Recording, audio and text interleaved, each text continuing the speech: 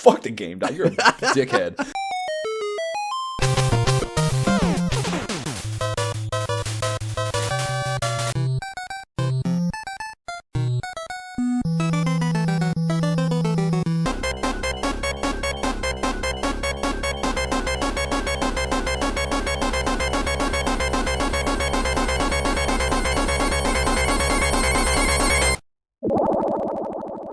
This is the Imperial Skills Honor Podcast.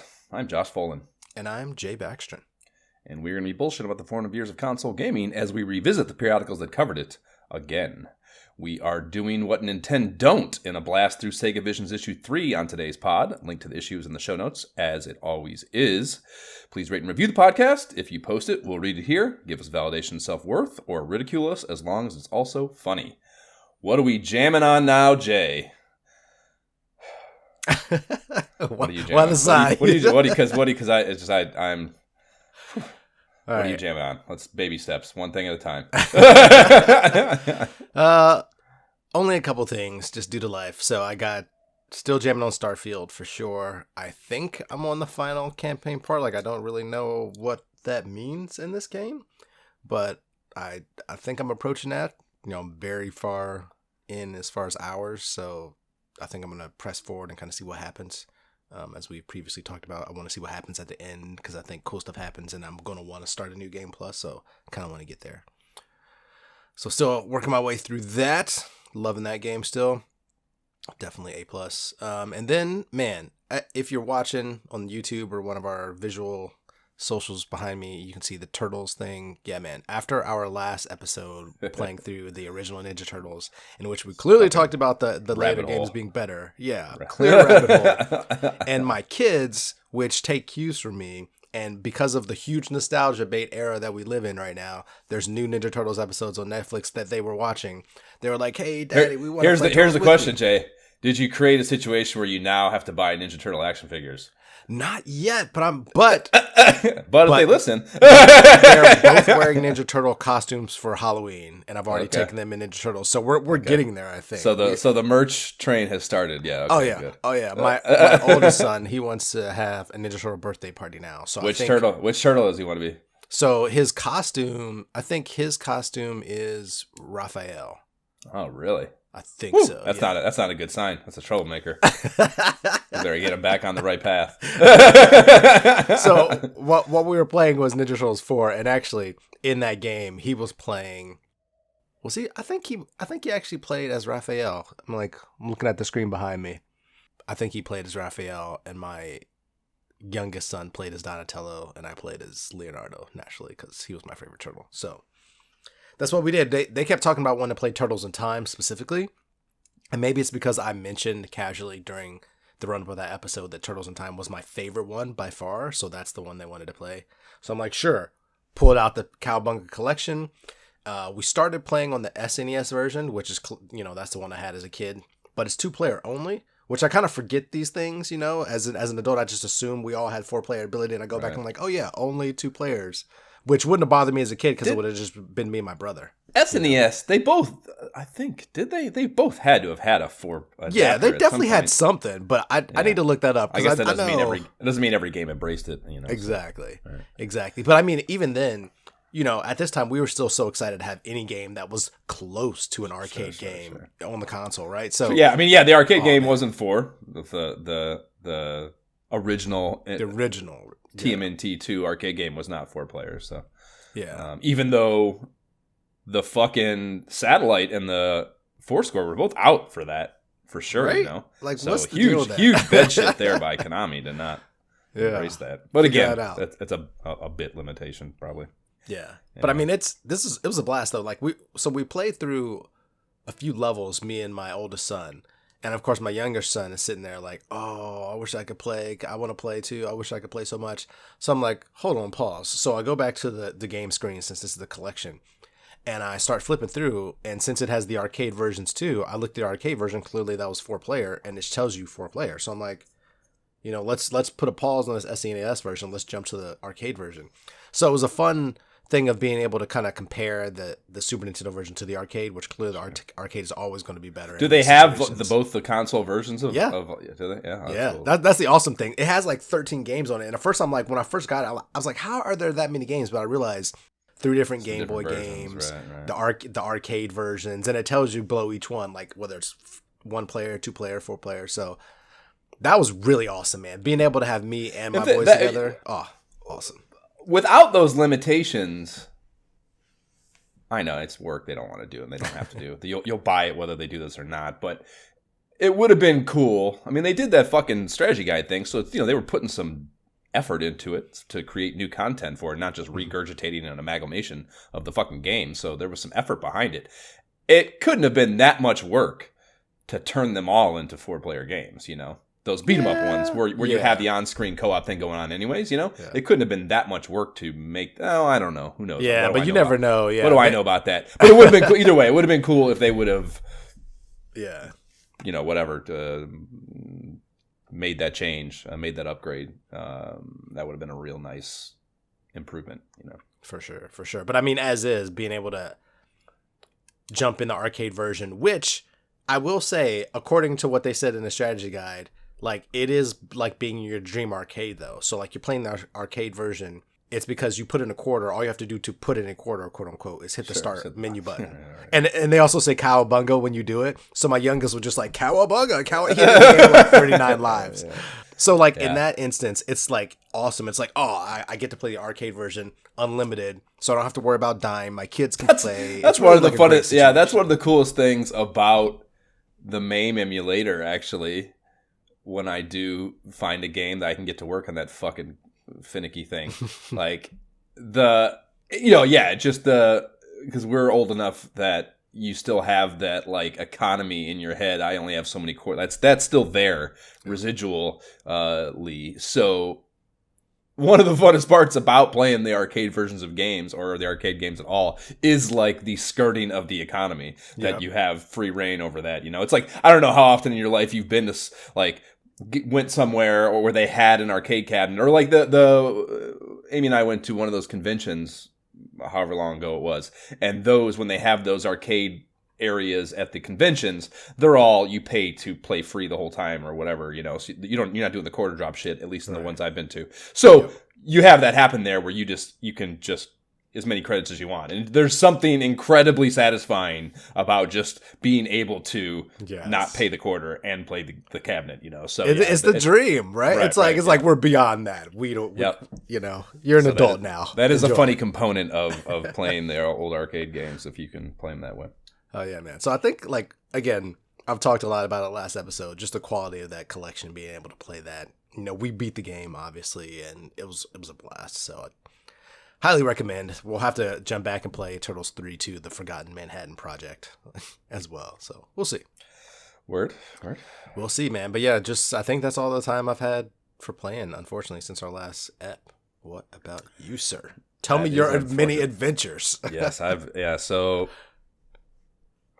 I mean, I'm sure some of it is calculated, and I'm sure other games, I don't know, I'm sure there was a burst of releases or planning for rollouts around this new MetaQuest unit coming out, for obvious reasons, good for marketing and all that. So that probably has something to do with it. But if not, like, it just happened to be a cluster of things that I was interested in that dropped in the last couple of weeks and started fucking with. Before I get into that, though, I wanted to talk about I watched the RoboDoc, which is the RoboCop documentary. It is I think it's a 4 or 5-part series, so it's not just like your standard 2-hour documentary. It's fucking awesome, dude. It is so good. They go into so much detail. They have everyone involved. Verhoeven, the director, the producers, the writers, all the actors, everyone. Fucking what's-her-fuck that plays RoboCop. I'm spacing on his name right now, but he's in there. That dude he's a funny-ass dude. He's not, I don't know, he's a very, whatever. He's a fucking lead actor from the 80s. So, I guess it was maybe a dumb presumption. I'd never seen him speak or speak casually, right. Candidly, I guess I should say. So his personality is pretty funny. He's like, I don't know. He's got like a action star archetype to him, but that's not really his like what kind of actor he is. He's like a very physically small guy. His background is like movement and dance and all this stuff. He's like a very classically trained, like your thespian type actor as far as his background goes, but his personality is like high octane and like very, you can tell like he is very, self-centered is probably an overstep, but that idea, like he's very, me matters, he's like a very funny fucking personality. So his take on all this shit is interesting, and just hearing him speak, and he's, he's featured a shit ton. Yeah, just very, and like the effort to, a lot of they do all the opening title sequence, of course, but like a lot of the transitions and stuff, like they visually put it in the world of RoboCop, like that UI in RoboCop's head, like a lot of the transitions in the episodes and stuff visually kind of hark back to that. So it's just really well done, and there's just a ton of effort put into it, and a lot of anecdotes, and if you are into that movie and have fond memories / nostalgia for it, like there's just no way not to enjoy it. So that's something I wanted to highly recommend that I thought fit into our little nostalgia box here. That was wait a minute. Mentioning. So does that mean that you're excited for the new RoboCop game coming out then? No, because it's on a flat screen. But if they do a VR version of it, I'd be stoked. Here we go again. The CADcast guys have actually talked about it. I don't know if it's not out yet, because they must have got a preview or something then, because they actually talked about it, and they were saying that like, it's kind of, it's just not, they actually got Weller, I remember his name now, Peter Weller, to do the voices and stuff. So he's in there. So like you get that feel, I guess. But they're like, he can tell he's like, I don't know, they didn't do a good job of directing it. It's like, it doesn't feel impassioned. It's not like, they don't feel, like, even the voiceover aspect of it doesn't feel, I don't know. They're like, it doesn't feel RoboCop. I don't feel like I'm RoboCop. I feel like I'm just playing a shooter that happens to have RoboCop shit flying around, What, did they say they had access to it already? Like they got a preview or something. They got to play it. Oh. I mean, those dudes, it's like fucking, same, just like on a much smaller scale. Well, it's not VR, so I didn't know that, just surprising. I mean, good for them. Yeah, well, the CADcast guys actually, the one has a Quest, I think. The one talks shit about VR constantly. Probably the one in Ohio, funny enough. There's one in Ohio and then two of them are on Long Island. I've mentioned that podcast before, but I think that's my favorite gaming podcast. And honestly, it's barely about gaming. They have like one section about new video games, and that's like the whole idea of it. But it's mostly just a bullshit. It's three guys that do a good job of bullshitting and being funny together, talking about their lives and a whole bunch. They talk about TV shows and toys and just whatever the fuck they want to riff on. And there is always a video game section, but it's barely a video game podcast in my opinion, but they've been around for a long time. They're doing very well. Their viewership is huge and shit. So they get a lot of previews, codes and stuff in advance. They see a lot of shit. Got it. Huh. Good to know. Yeah, I was going to say, I'm like, that's a lot to get out of that showcase. Like, it looked decent. Like, they definitely got to play it. Yeah, they got a pretty extensive look at it. I don't know if it was a full version or not. I can't recall, but they talked about it a lot. Yeah, I mean, that it would be interesting to me. But you just squashed all my RoboCop dreams, Josh. I'm done. Well, you should be used to that, Jay. You should be used to be squashing dreams. I need all the nostalgia I could get right now. Like, I need it. We're getting older. Like, give it to me now. Don't. Well, I'm sure you get nostalgia from it. I'm sure you'll still get that, even if it's not a good game. Yeah, that's probably there. So that was a cool thing that definitely I cannot recommend enough to check out. So into games, the first two that I was already mentioned and waiting on were NFL Pro Era 2 and Seventh Guest. And NFL Pro Era 2. So I had the first one last year. So this is, they're kind of like, I don't know, I guess their plan is to do it every year, kind of Madden-ish, and it's... What? Yeah, it's full price. It's $30. I can't believe I'm so upset that I did not get hip to those fucking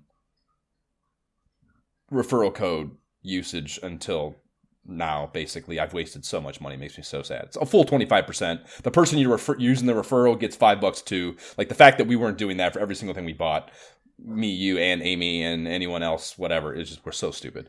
But, so I got it for $23 or $22.49 instead of $30. So thank God in hindsight, because I feel like a little bit borderline ripped off, to be honest with you.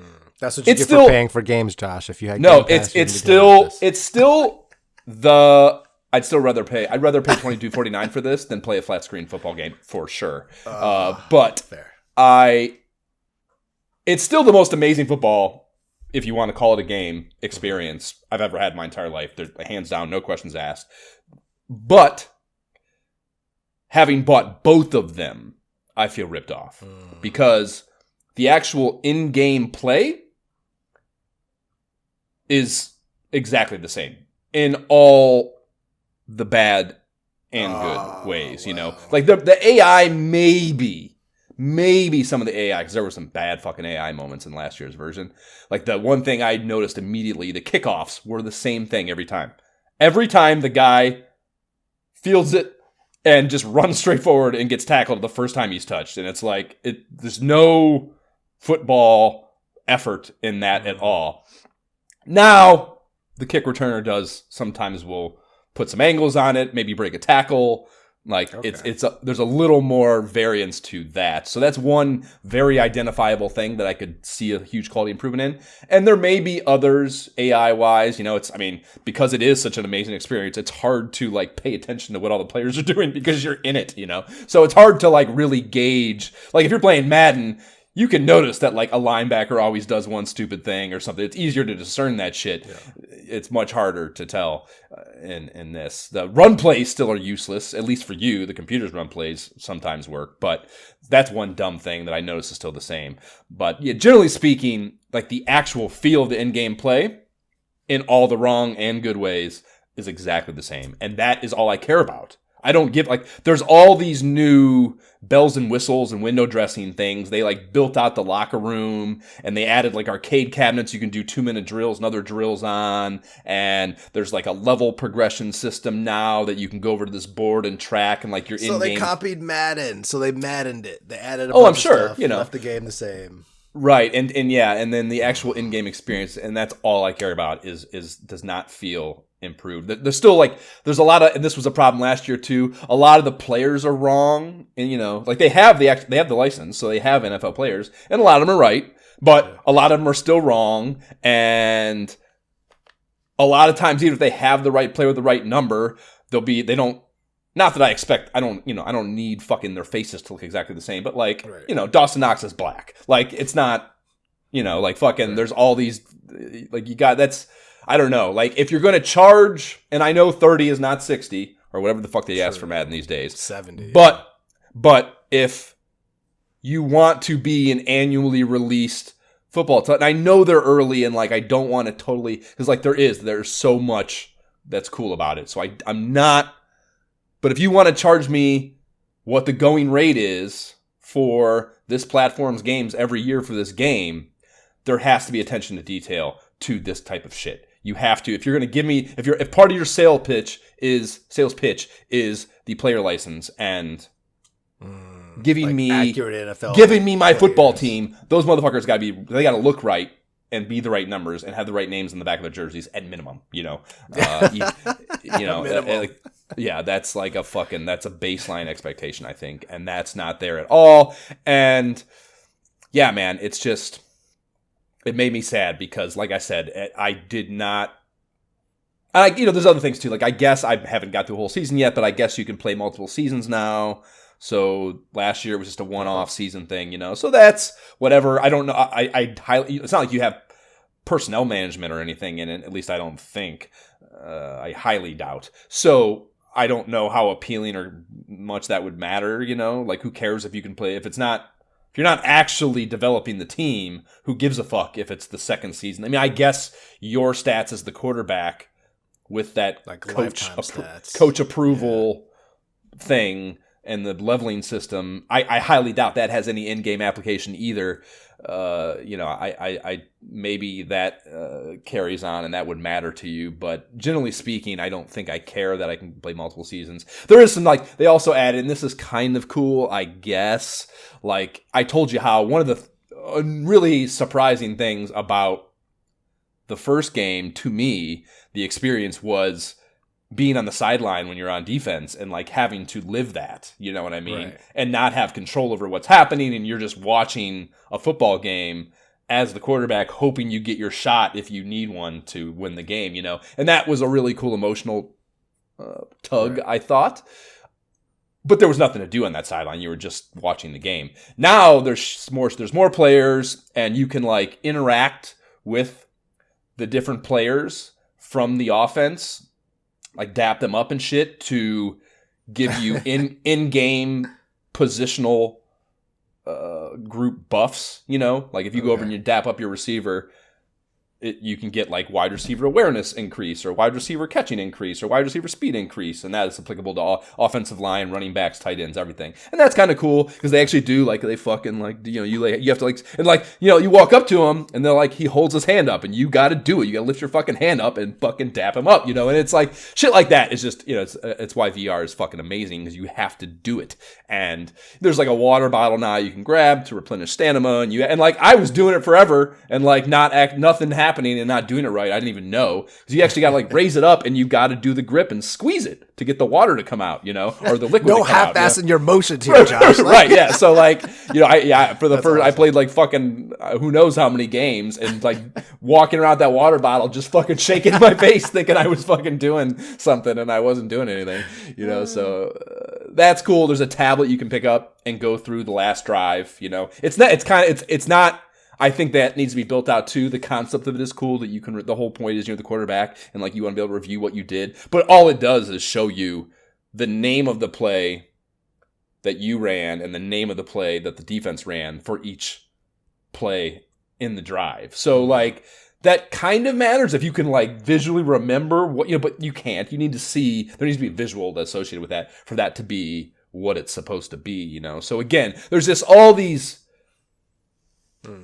it sucks that I got to pay for it, I guess. I guess, like, it's amazing. If I got this as a free demo, I would, like, be outside screaming from my rooftop about it, you know? But, like, the idea that I paid $30 for what I think still feels beta to me is tough, you know? But wait a minute. If you didn't buy the earlier version and you just bought this one, oh yeah, I mean, would you I'd be just like I was last year, like, oh my fucking god, yeah. And like it is, dude. I told you, I showed this to someone who never played VR, and like I thought he was gonna have a fucking aneurysm. Like he was just floored that this existed, just like I was when I first got in there, you know. And it is fucking incredible, and like when it works right, and like that's the thing too. I can't remember.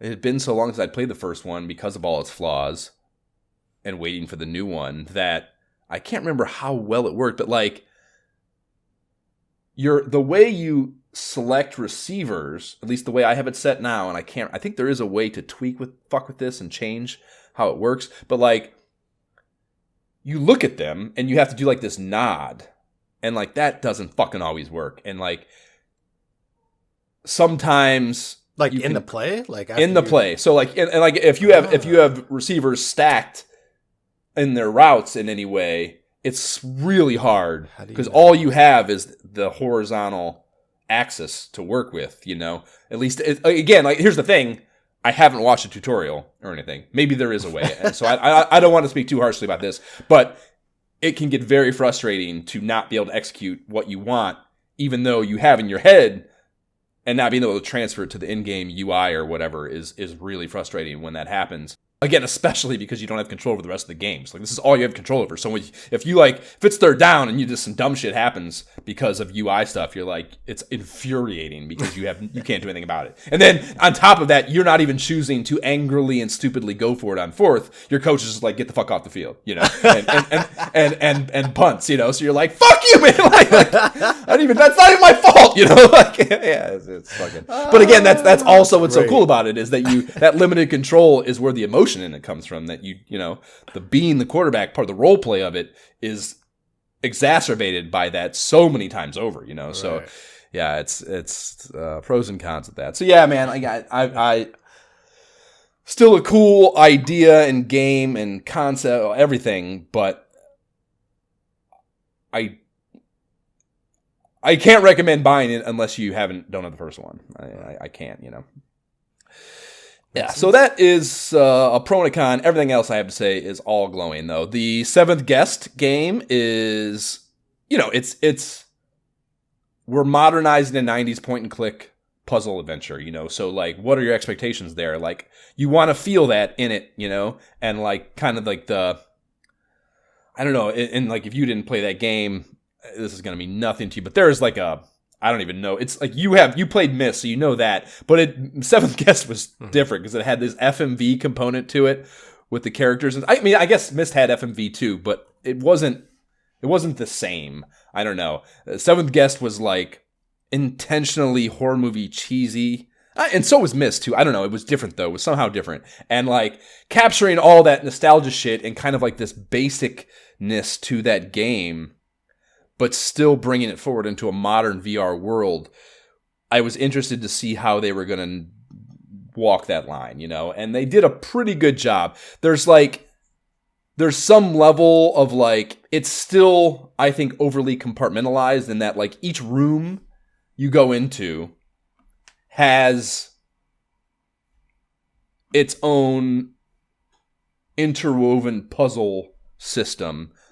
There may be 3-ish puzzles in each room, and sometimes they work with each other in some way, shape, or form. And you got to do one part, or you got to do one to be able to finish another, or do a component of another one of the puzzles. So there's some cool interactivity and interwovenness to the individual rooms, but across the mansion, it is incredibly compartmentalized. You finish a room, and it's just done. You don't have to go back there again. And that, I wish there was more. You get something from here, you can't finish this room right now, you got to go somewhere else and do. I wish there was more to that ecosystem. You know what I mean? Because it is very compartmental. You finish a room, a set of rooms even, and because those are the only ones open to you, and then you have to go back down to the fucking foyer and you find these records in the foyer and play them on the phonograph, and you get some shit from Stoff, the fucking entity that owns the house, and he'll give you some story and shit, and then open up some new rooms. And it just feels overly linear to me in a way that I wish it didn't. But that stated, I think that's what the game was originally. So I think there was some level they were trying to give you that same feel in the style, but within the context of the mansion looks awesome, the FMV stuff awesome, the story, I think the acting's still shitty. One of the fucking Let's Talk Oculus guys were praising the acting. I'm I guess we have different fucking parameters for that. I guess the acting's not good, but I wouldn't expect it to be. I don't think I've ever seen good acting in one of these in a video game, to be honest. I mean, Red Dead Redemption, even that, as praised as it was, and they hire amazing. I know fucking a half dozen actors in that shit, and they're all amazing actors, and there's fucking actual stars in those games, and they're great actors, but I still think there's a stilted limitation to the acting that can for a video game, so it's just, I don't ever feel it's necessarily good, but it's still interesting, and the way they integrate it into the world is cool. You're looking at ghosts and living out past moments, and you're just getting a glimpse into that world for a moment. And there's a cool mechanic too with it. You get this lantern in the beginning, so you're going into this, you're walking into it years after all this shit happened, to investigate the house. So it's decrepit and empty and abandoned, and everything's all fucked up, and there's cobwebs everywhere or whatever. But you have this lantern that you can shine on things, and it shows you the mansion on the night that this stuff happened. So it and it's just within the scope, all around the lantern light, you can see the old shitty version, and you're just seeing.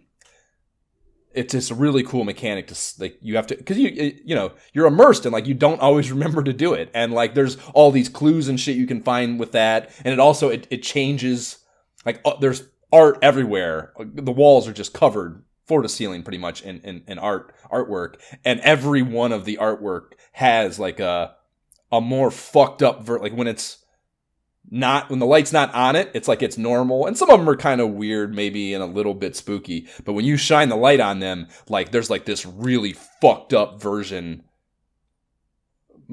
change to it, that makes it like really fucking disturbing. And like every single piece of art has that little nuance to it, so like just the atmosphere of it all is so well done and really fucking cool. So that's awesome. I put it up on the Steam page. I've never played this game, never even heard of the game, but it does look pretty cool. I could see that, like that mechanic you talked about, like that does look pretty cool. I could see the appeal there. Yeah, sure. It's fun, dude. And then, like I said, ultimately it's a puzzle game. So the real crux is whether or not the puzzles are good. And fuck yes, they are. They are really good and really fucking challenging. And they have a system where you can, like, they have a hint system and an economy. You find these coins you can spend to breadcrumb you. There's like, it'll give you 2 that aren't, just kind of like light ideas. Because some of them, it's with all VR things. I remember talking about this extensively with Shadowgate. Like, you don't even, sometimes your problem is not the puzzle, it's how to interact with this puzzle, because it's not gamey enough, you're in a world and like you don't know, like there was a quilt and it had these patches on it and you got to like move the patches around to create a path for these things to reach each other, and like I just thought it was a quilt on a table. I had no idea that it was something I should interact with. So I'm literally like, again, like you're trying to like, I don't want to use the hints because they'll go too far, right. And like also, if you're not, I don't even know that this is a puzzle, so I can't even use the hints because the hints are broken up for each puzzle. So like I didn't even know what it was talking. I didn't know that I wanted a hint for that. You know what I mean? So I'm like, I start going to, I'm like, what the fuck I don't know what else to do in this room. I have no idea. So I'm going to go to find a video, and it's like one of those things that like where I'm scrubbing, like I don't want any information other than just like what. Like, give me the first little. Right, yeah, just like, I just need to see a frame of something to give me a hint, and like, so that is a funny thing about VR that is part of what I praise it for too. But one of the frustrating aspects is like sometimes you don't even know what you're supposed to be video gaming, and like that is possible here because the puzzles are in some cases, sometimes they're obvious. It's like a fucking thing in a room that clearly is like a feature that's different and out of place. But sometimes they're hidden and like crazy ass things are just normal items that maybe have some sort of weird interactivity to them. Oh man! So generally speaking, though, the puzzle's very good, and every room has 3 or 4 different ones, and every one of them are wildly different and very challenging in some cases. So, it's kind of exactly what I expected to be, and I mean, it's a perfect thing. That is one aspect about the lack of interwovenness that I was criticizing, is it's very bite-sized in that you can just pop in and work on a room and maybe finish it, maybe not, and then hang up the headset and go to bed or whatever. You don't have to.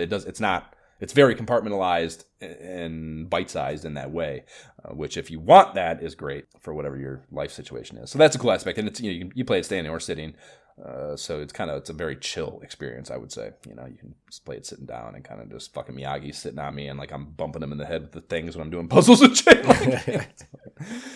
So that's cool. That's a good one. The new Walkabout course dropped, and it is fucking slick, dude. It's the haunted house is the theme. Ooh. Halloween-y, so the whole thing, there's some you go outside in some cases, but it's I would say generally speaking it's all in the house. So it's kind of it in that regard, it's a little like maybe the 20,000 Leagues Under the Sea one where you're in the submarine the whole time, so like you're in this interior space that like should feel constricted, but there's so much going on and it's so visually awesome that it's not a detractor or a negative, So yeah, there's it's of course all this haunted house spooky shit going on, ghosts and fucking all sorts of things. It has a really funny. It's got a spider setting, like you can go into, kind of like the Cavern 20,000 or not 20,000 Leagues. What is it? Jules Verne. Fucking what is that? The one in the cave. Leagues Under the Sea. No, the other Jules Verne one. The fucking Journey to the Center of the Earth. Like that one where you can turn on the headlamp or not. For the hard course. So it's like an individualized setting for just this course, So they have one of these, and it's called the Spider. Turn spiders on or off, and like I was like, what the fuck is that? I of course whatever play with it on, but like you get into there's a part. I guess I don't want to spoil it. There's a part in the level where you go in and there's fucking spiders everywhere, you know? And like, I don't know, I actually hate spiders, but I would never turn them off in a video game. So I guess my fear is maybe not what some is. But like, again, the Let's Talk Eyeless guy, Dan, he's like, no fucking way, dude. Off. like a bunch of spiders running me in a goddamn VR space. I am out on that game. Yeah. Which, maybe I should let him know he shouldn't play Dungeons of Eternity either, because that's a problem in Dungeons of Eternity too, for sure. But, so yeah, really good. It's putt-putt, so how much can you say about it? But one of the really cool, the hard course, one of the visual changes is it's all in black and white, which is, I thought, a really cool aesthetic change, that just, it added, it gives it a spookier, it just does. I don't know why or how, but it just gives it a spookier vibe to play it in the hard version in black and white. So that was a cool change.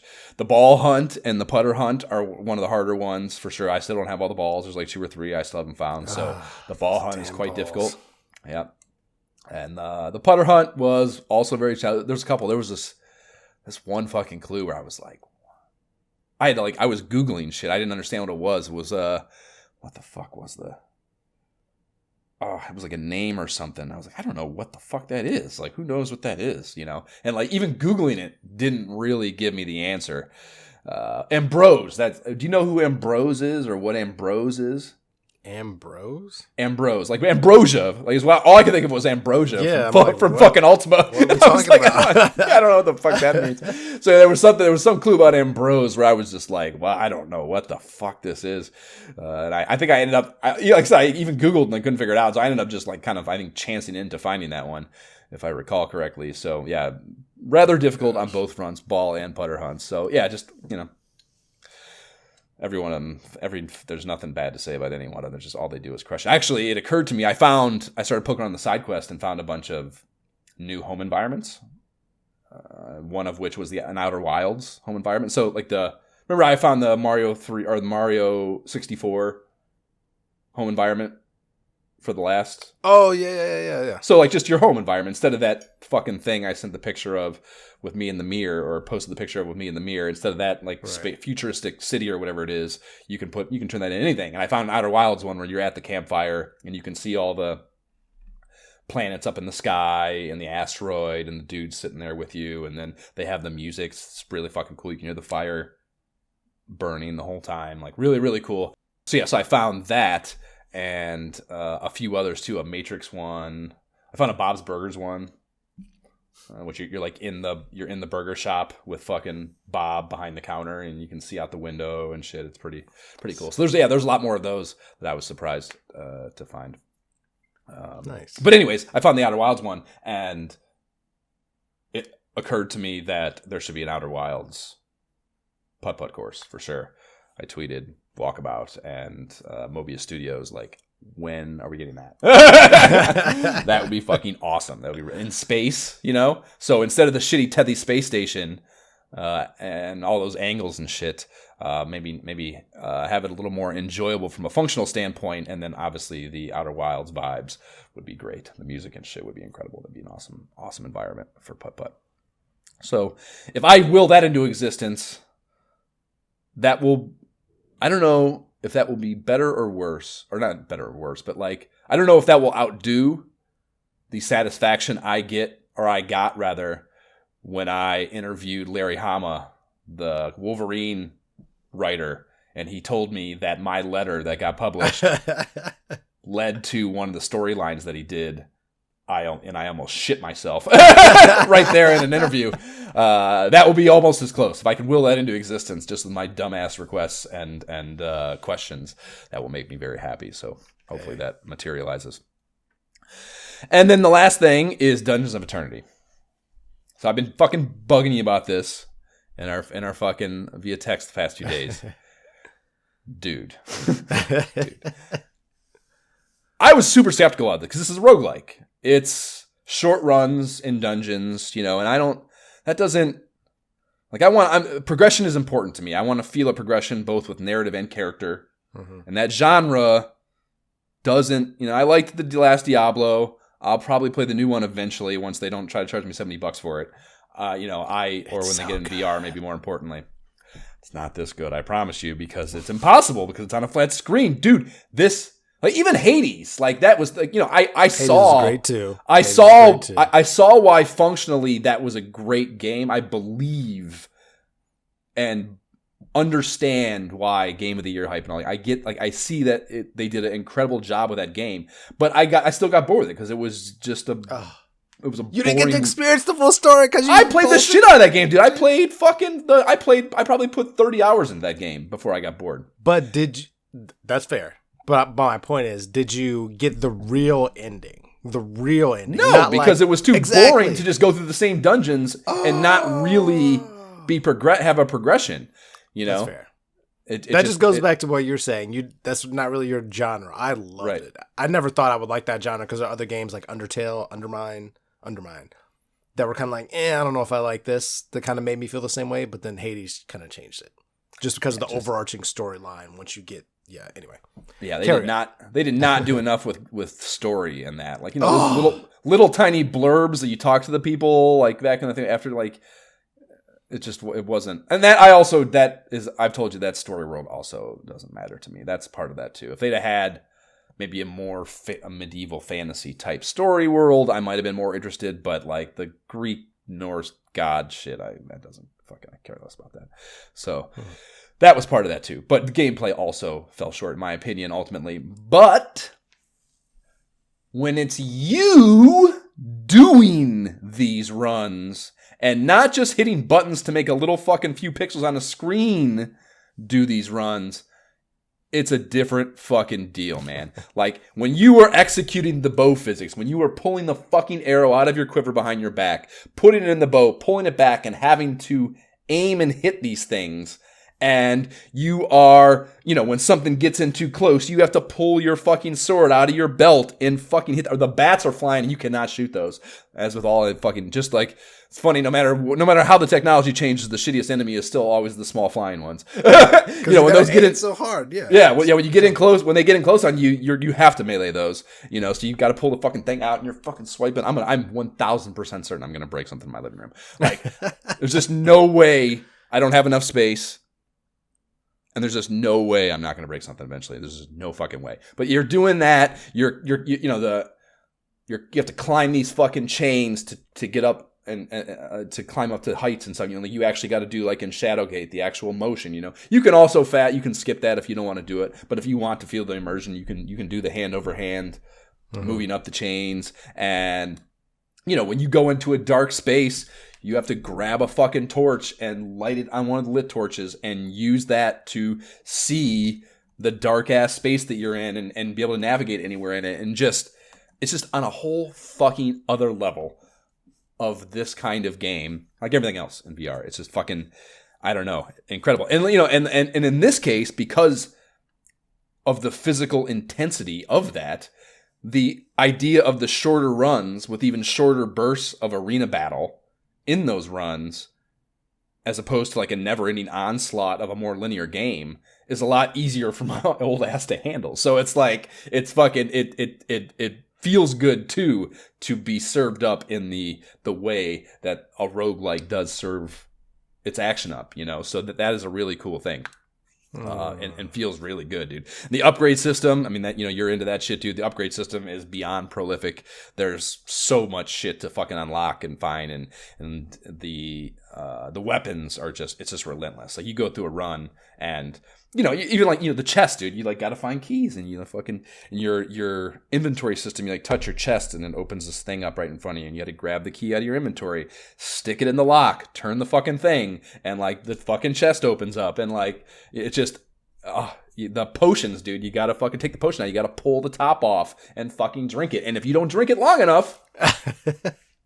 It doesn't fucking do the thing. You don't get the fucking added benefit of whatever the potion does, and like it's so immersive. It's fucking crazy, man. And yeah, the weapons, I mean, there's just a million different fucking kinds, all sorts of different types of damage. And there's a perk system too. You got to earn these points. And there's different types of, there's like the levels that you can go into. There's like these traditional dungeons where you're just battling through things and finding chests and shit. And then there's a big battle at the end. And then there's also the ones that you get the perk points from are like these kind of, like go and find these crystals in each like wing off this main room.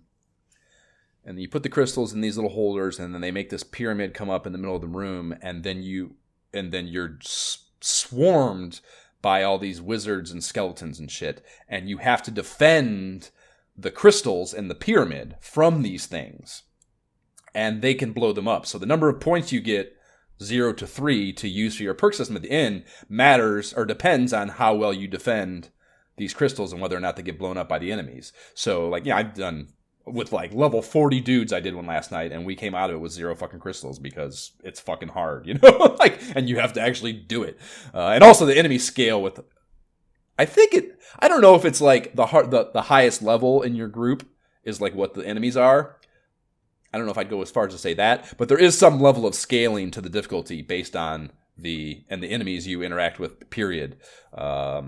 Based on like the at least aggregate leveling of your 3, because that's the thing too, maybe the most important, is that it's co-op up to 3 players. So you go into these dungeons with 2 other players, and you know, the thing I love most about VR, like that group teaching thing, the real-time voice interaction of like the person and you being in a space, and you can walk up to something and point at it and show it and like talk to them and talk them through things and explain shit and like work as a fucking team in a way that no way. So you're not getting out of a fucking 3 dudes sitting on a couch, man. It's just not happening. Not happening. And like the teamwork coordination of that, of again being in the space and being able to be like around the corner, the thing is behind you, like, and like the benefit of that 3D VR space under mutual understanding and communication is so satisfying and fucking fun, you know, to be able to orchestrate that in a real space. And, you know, I don't know, it's just on a whole fucking other level, dude. And yeah, there's the perks. There's also a bunch of cosmetic bullshit too, if you're into that. Yeah, it's fucking so fucking good. So what you're saying is this is Othergate's first game that they've created, and you're saying they did an excellent job with their first game? Knocked it out of the park, if that's who made it. Yeah, I don't even know who the developer is. Yeah, they knocked it out of the fucking park. And like, it's the one thing, and I wish they built it for the 2. It works on the 2 fine, so you would be able to play with your system. I wish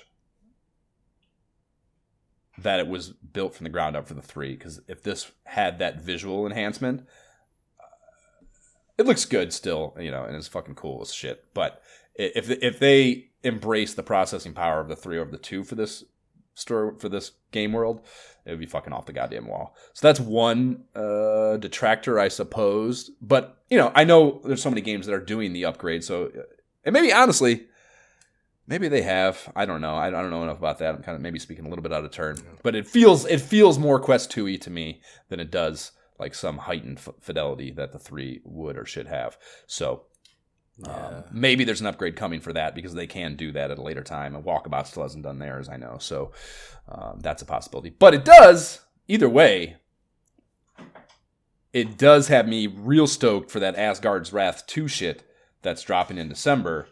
Upload VR, I posted it on the Facebook page. They got a sneak preview of like 20 minutes of that or something, and they were talking about the visual, like they were talking about like walking in the desert and like having on this fucking like the saber cat next to you walking in the, like it looks fucking incredible. So that has me real stoked that like I know that was built from the ground up for the 3 and will visually give me this kind of game in that level of VR fidelity. I'm super fucking excited about that experience. So but yeah, that would be the only knock, is maybe that it's a little visually. I could see that, man. This is definitely no Diablo 4, but I like looking at the videos. I'm like, this looks very, very simple. But at the same time, I could see like the 3. Obviously, the VR aspect makes it what it is. Yeah, dude, I don't know if I'm paying $25 obviously for it, but if you just look at again, that's the thing. That's the problem. That's why I think it's so dumb. The videos. It's hilarious to me. Like the videos are so like the trailers. 2 things. I cannot believe that they think they need to show me a human being wearing a headset doing the stuff to, I don't know, to sell those games. I think that's such a shitty component. It looks so Bush League to me. Every time they like put the person in the headset with the controllers in their hand in the game doing it, instead of showing me the character in the game doing it. Like, I know it's a VR game. You don't have to show me the idiot wearing the headset. Like, I don't need that. It bugs the shit out of me that they keep that. Everyone does it too. Everyone does it. It's so dumb. Yep. So bad. So that's one dumb thing. But also, yeah, like it's, you're looking at it, you're still looking at a flat image on a video. So it means nothing. It's not even, there's no solution for this, obviously. You can't, right. How do you make a 3D there's no way to do it. But it sells it so short because that's like the idea of putting a VR flat video next to a flat video that's built for a flat thing is like, that's a pointless. That's like comparing Josh Allen. That's like comparing Josh Allen and Tua. It's a waste of fucking time.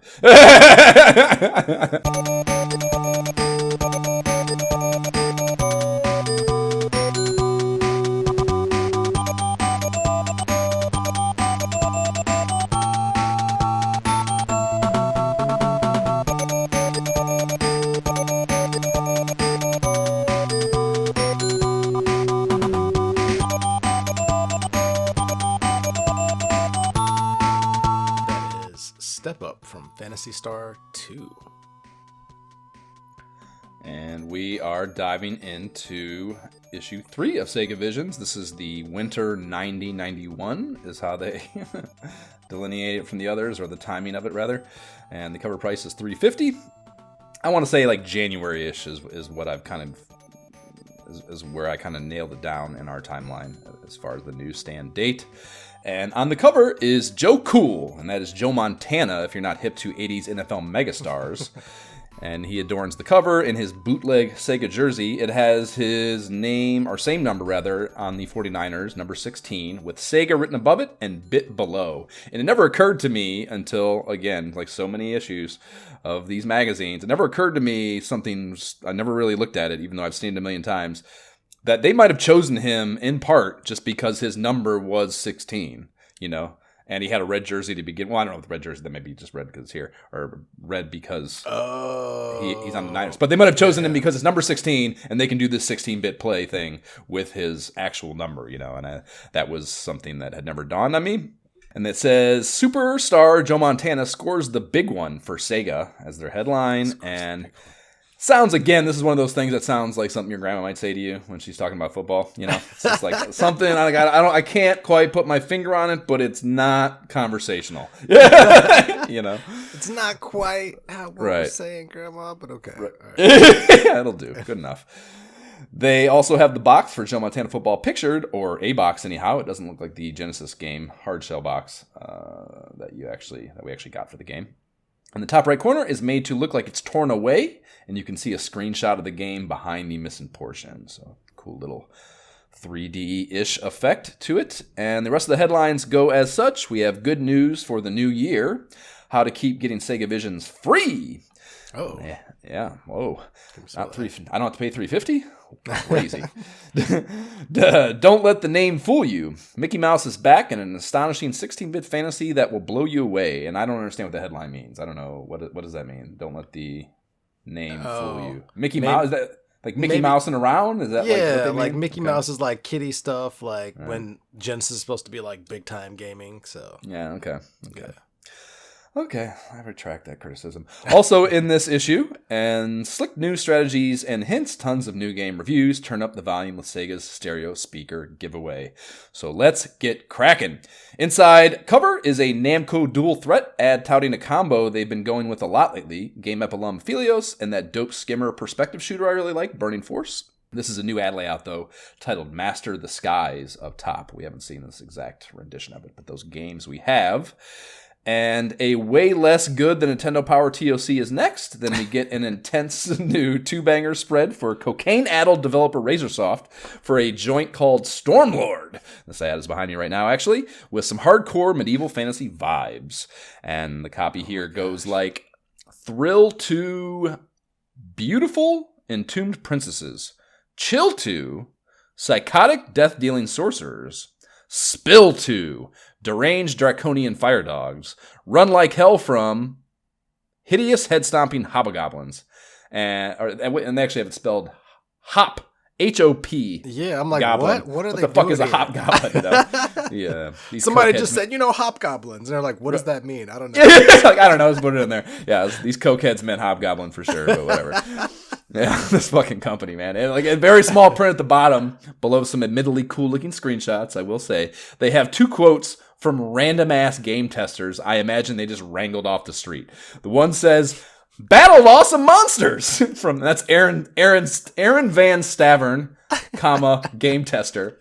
And then, "If you liked ghouls, Stormlord will blow you away." And that's from Barrett Riles, also game tester. And like they're presented in a way that a company with even like a hint of dignity would quote reputable video game journalists. You know, it's presented like it's like a, but it's fucking people they like dickheads they hired to come in and play the game. Exactly. If that even, they probably just made them up. So like just I don't know, man. Fucking it's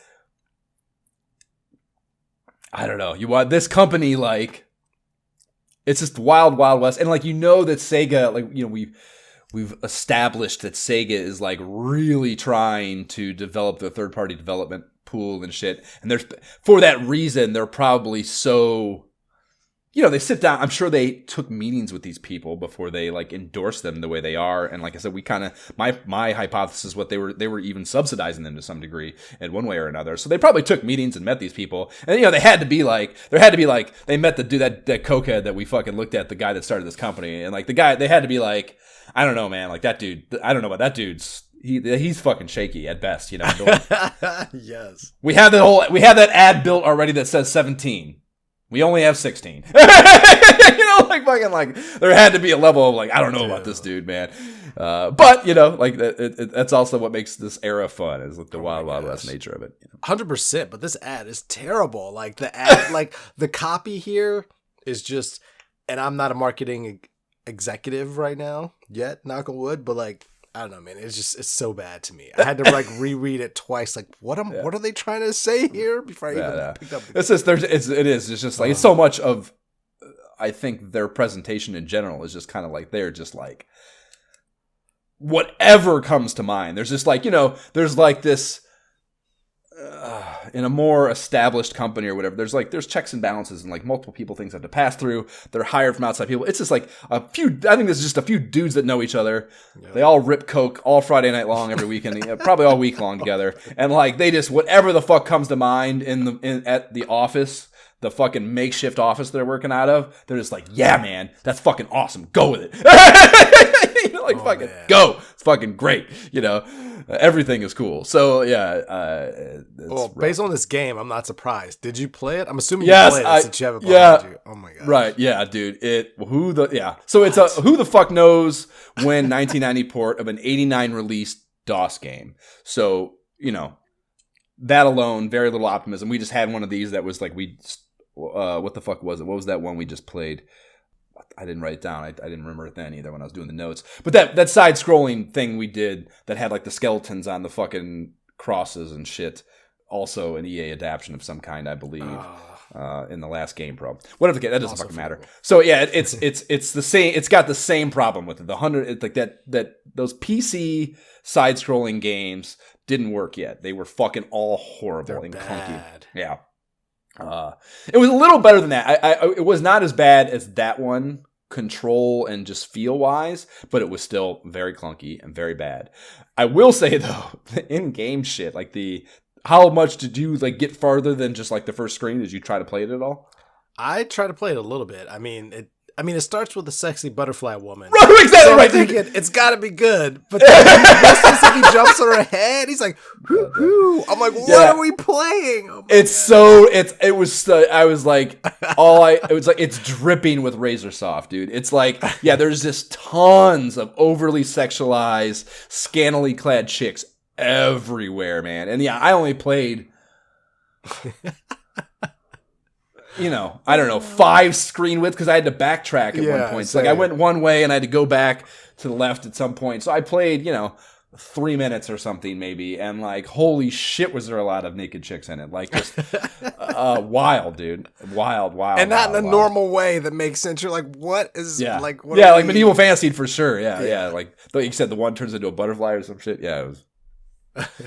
Wild ass game. That company is fucking nuts, man. Again, I gotta interview that dude. I hope he's still alive.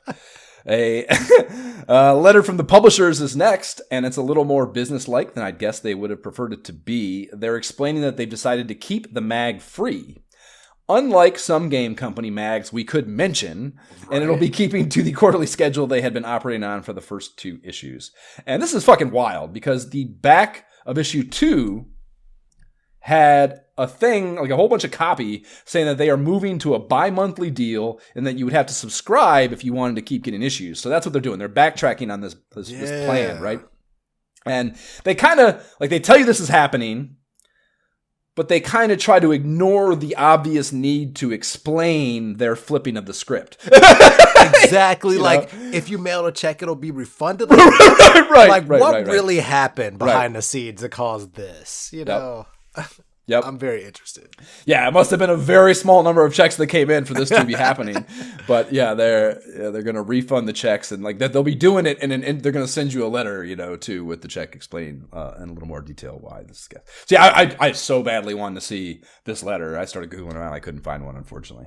But that would be that letter is probably amazing. How full of shit it is, fucking Sega, man. They were such a disaster pre-Kalinsky. It was so bad. So bad. Ooh. Mailbox is up next, and J. Michael Albert of Millbury, Massachusetts.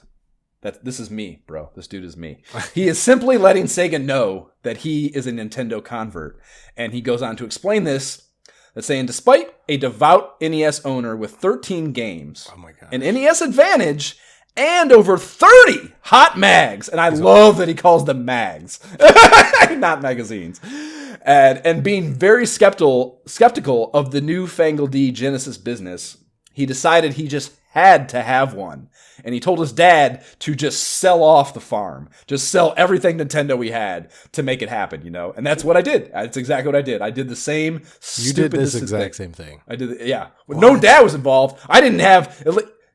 At least my dad wasn't complicit in it. My dad was probably against it. In fact, I think I recall my dad calling me a moron, if I recall correctly. When I told him, because he, obviously paid for all those games in the Nintendo, so he knew how much he spent. And when I came home without any of that shit and just one Sega game, he was probably like, "You are a fucking moron," or something akin. Probably exactly. Something very close to that. And he was right. He was right. One of the few things my dad was right about was that criticism. Yeah, so. I definitely had that thought when reading this. Like, wow, kid, like you sold that for really? Like that's a strong. The Advantage too. I love that he mentions the Advantage being right? in there. Like yeah, he's. I don't know at 13 if I could make that decision. Like, I don't know. That's some strong conviction. Strong conviction. I mean, no, it obviously was worth because you got the game, and like I was gonna say, like if it got me into the Sega era. It was worth it. But I was going into the Sega. I didn't have to buy that. Like, it'd be one thing if I had to sell all that shit to get the Genesis. I didn't. I knew my dad was getting me the Genesis for Christmas. So I was just supplementing that thing that was already happening. So yeah, okay. it was a terrible business decision. Terrible business decision. So he calls it a good choice, though, right in the copy. He calls it a good choice, just as I thought it was at the time, too. And I was wondering, I was sitting there reading this, wondering, like, I would love to speak to this individual. I'd love to speak to Jay, whatever that stands for, and ask him whether he harbors a bottomless well of regret for having made this choice, as I do. Right. Yeah. Like, don't sell your inventory. Did you go full bore Genesis, and were you completely happy, or like 2 years later, were you just like? Well, 2 years later, no. I was fine with it probably until in my 20s, I would say, and I basically okay.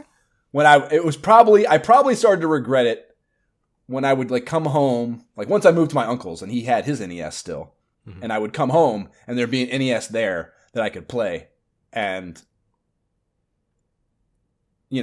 miss basically.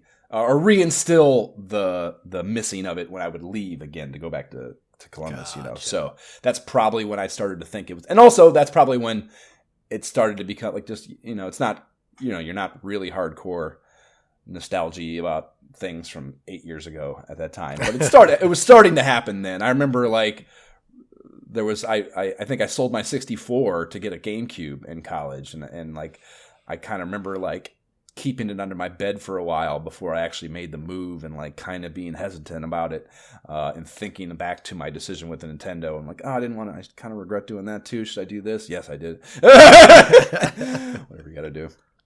But yeah, I was just wondering whether I would love to hear his take on it and how much that also aligns with mine. We have a huge politically divisive letter from Ricky Banks in Williamsburg, Virginia. Man. Yeah, he's bitching about the Phantasy Star 2 hint book being too handholdy. And how about, Ricky, how about this? How about just demonstrating some self-control? The book doesn't read it fucking self, Ricky. Dude, I think I wrote the exact same thing. Like, how about you just don't read the article, Ricky? What are we doing here? Yeah, you don't have to. It doesn't fucking slap you in the face with the answers if you don't fucking pick it up, dude. Like, or how does it get? Does it get into your house? Like, right? Your dad's not going out and getting and fucking slap it in your fucking head slapping you upside the head with it. While you're sitting there playing, you have to make it happen. Or is he just like, maybe it doesn't specify? Does he not have it? And is he just angry that other kids are getting the answers without having to do the work that he prides himself on for having doing? Is he just like, is he the old cranky question? Is he the old cranky conservative guy sitting on his porch just bitching that everyone didn't have to work as hard as he did? Good question. I wonder which camp he fell into.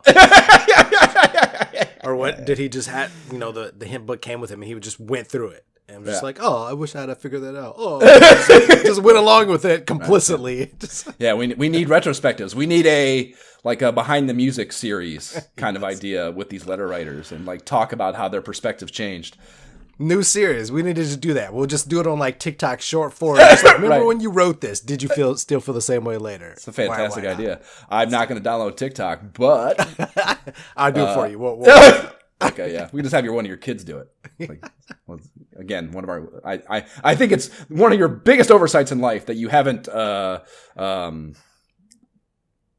not monetized, but like organized. Made one of my children organize them as labor. Like you could do it. You can convince those kids to join the team very easily. Man. That was it for letters, though, for me. Anyways, I don't know if you had anything. Nope. Those are the exact ones that I was going to bring up as well. Great minds think alike. That epic Are You a Genius, Genesis Genius rather, quiz 3-banger from Electronic Arts bridges us from there to the Game Doctor. And the first question is an RPG-thirsty ISOH SideQuest listener asking if Sega has any meaty adventure RPG games in the hopper other than the two Phantasy Star games. And the Doc recos Sword of Vermilion, and then teases a game called Fatal Labyrinth. And the Google box says that dropped in April, so I'm looking forward to seeing if that's something we can add to our side quests yet to be quested list. Fatal Labyrinth, Sword of Vermilion is already on there, and I have some talking about that to do later as well. But I don't know if I don't see that happen as far as actually quested. I don't see that getting off the list. Unless I guess you and Jab really strong arm me. Third question, and more importantly, Doc's answer is kind of fucking wild to me. They're saying they read a rumor of a 32-bit Sega machine being in Japan, and that one will be coming to the US in a couple of years. And it goes on to say that they also read there will be an adapter to boost the Genesis up to 32-bit power. And then the fucking Game Doc just shoots all this down by saying there is absolutely no truth to either of these rumors, and all those things are true. This is exactly how we know the Game Doc has no official inside knowledge. Who the fuck is this guy? Like, what are we talking about here? Yeah, man, what the fuck? Like, and I understand, like timeline wise, like it's it's on a slightly slower timeline than the question quoted, I suppose. Like the 32X North American release is November 21st, 1994. So we're still 3 years from that, sure. And then May 95 is the Sega Saturn North America release. So we're a ways off. But still. All those things. All those things happen. Like, especially, it's one thing, like, sure, like, if we went from 8-bit systems to 16-bit systems, it's easy for playground shit to cook up a 32-bit system happening. Yeah. I'll listen to that being something that he could shoot down and kind of blow off here. But the adapter of the Genesis bumping it to 32, on board is way too specific. Which is only what they did. Nintendo didn't do that. Exactly. Like, that is a right. Sega For sure. thing. Yeah, that's a fantastic point too. Yeah. Like, so, yeah. Fuck the game doc. You're a dickhead. What a dickhead. Lost all respect for the game doc. I thought you were like an insider and like the marketing like lead of Sega answered these questions, but clearly you're out of the loop. Didn't do your research. Yeah, you are not on the fucking email chain, dude. Get the fuck out of here. Get the fuck out of here. The last one is kind of fun too. It reads, about how many hours does it take to wear out a Sega cartridge? Which, to me, reads as their parents telling them they are going to wear those fuckers out and to stop playing them too much. Right? Can I get some scientific validation here? Yeah, that TV is going to rot your brain. That's what the hell that is, you know? Yeah, it's just, I loved it. It was so much fun to me. The answer also pleases me. The game doc here says, Sega uses such high quality alloy and plating that there is no reason a Sega cartridge should ever wear out. And, you know, whoa, please remove your big dick from my table, game doctor. You didn't have to come at me that hard. Right, you start talking about alloys and stuff. You know about alloys? Yeah, you know about right. platings? Yeah. If not. Yeah. You get out your fucking parents' encyclopedia and look those words up, dickhead. But also then ever. Right. Hundreds of years from now, your Sega hardware will be rocking and rolling. Don't even sweat it, kid. That said, though, I am definitely at 100% success rate after 30 plus years for every single Genesis card in my collection. I have 0 failures, so I can't say he's full of shit so far. Hey, so far so good. Fantastic manufacturing quality. Yes. But I have to say I don't have any failed Nintendo games either. So both of them. Yeah, but do you have to blow into your Sega games to make them work? No. That's the big. But I had cleaning kits for both of them. And I bet I have actually. I bet I have alcohol swab Q-tipped Genesis carts. I think I've had to do that. So yeah, I mean sometimes I will pop them into this thing and they won't work. So that it's not as frequent as a Nintendo problem. Okay. But every now and again it won't work properly. So I will clean them as well. So I don't know. How about your fucking alloys now? If your alloys are so goddamn great, how come I got to clean them? Fucking dickhead. A smattering of ads builds anticipation for the cover feature. We have a pretty cool ad from New Vision for that goofy 80s to the max speedboat game, Bimini Run. And then a full pager for a Sega of America release that was developed by the most bleh named video game company ever, Video System Company Limited. Like, even company and limited. And it's like they abbreviate them both. It's fucking incredible. So with their ad, we have Super Volleyball, and they separate volley and ball into 2 words, which had me Googling whether this is a technicality I did not know about volleyball. But I think they're just wrong. Based on right, and it's a lowercase b. What are we doing? Is that the name? Why is it lowercase if it's the name? That's all. That's a good question. Yeah, I didn't even. Yeah, that's fantastic. So terrible syntax for starters. And this dropped in 1990, and I had no recollection of actually playing it, but I would find that I had the ROM, so I must have. And once I got it on the screen, I did recall it's that game where it's the perfectly floor level side view, and you can see. They have like 3 players bunched up right at the net and then one in the back. It's fucking weird. It's so weird. Me. Yeah. Even the NES volleyball games gave you that elevated 3/4 perspective, you know, depth. so some depth. Yeah, it's fucking, so yeah, not good.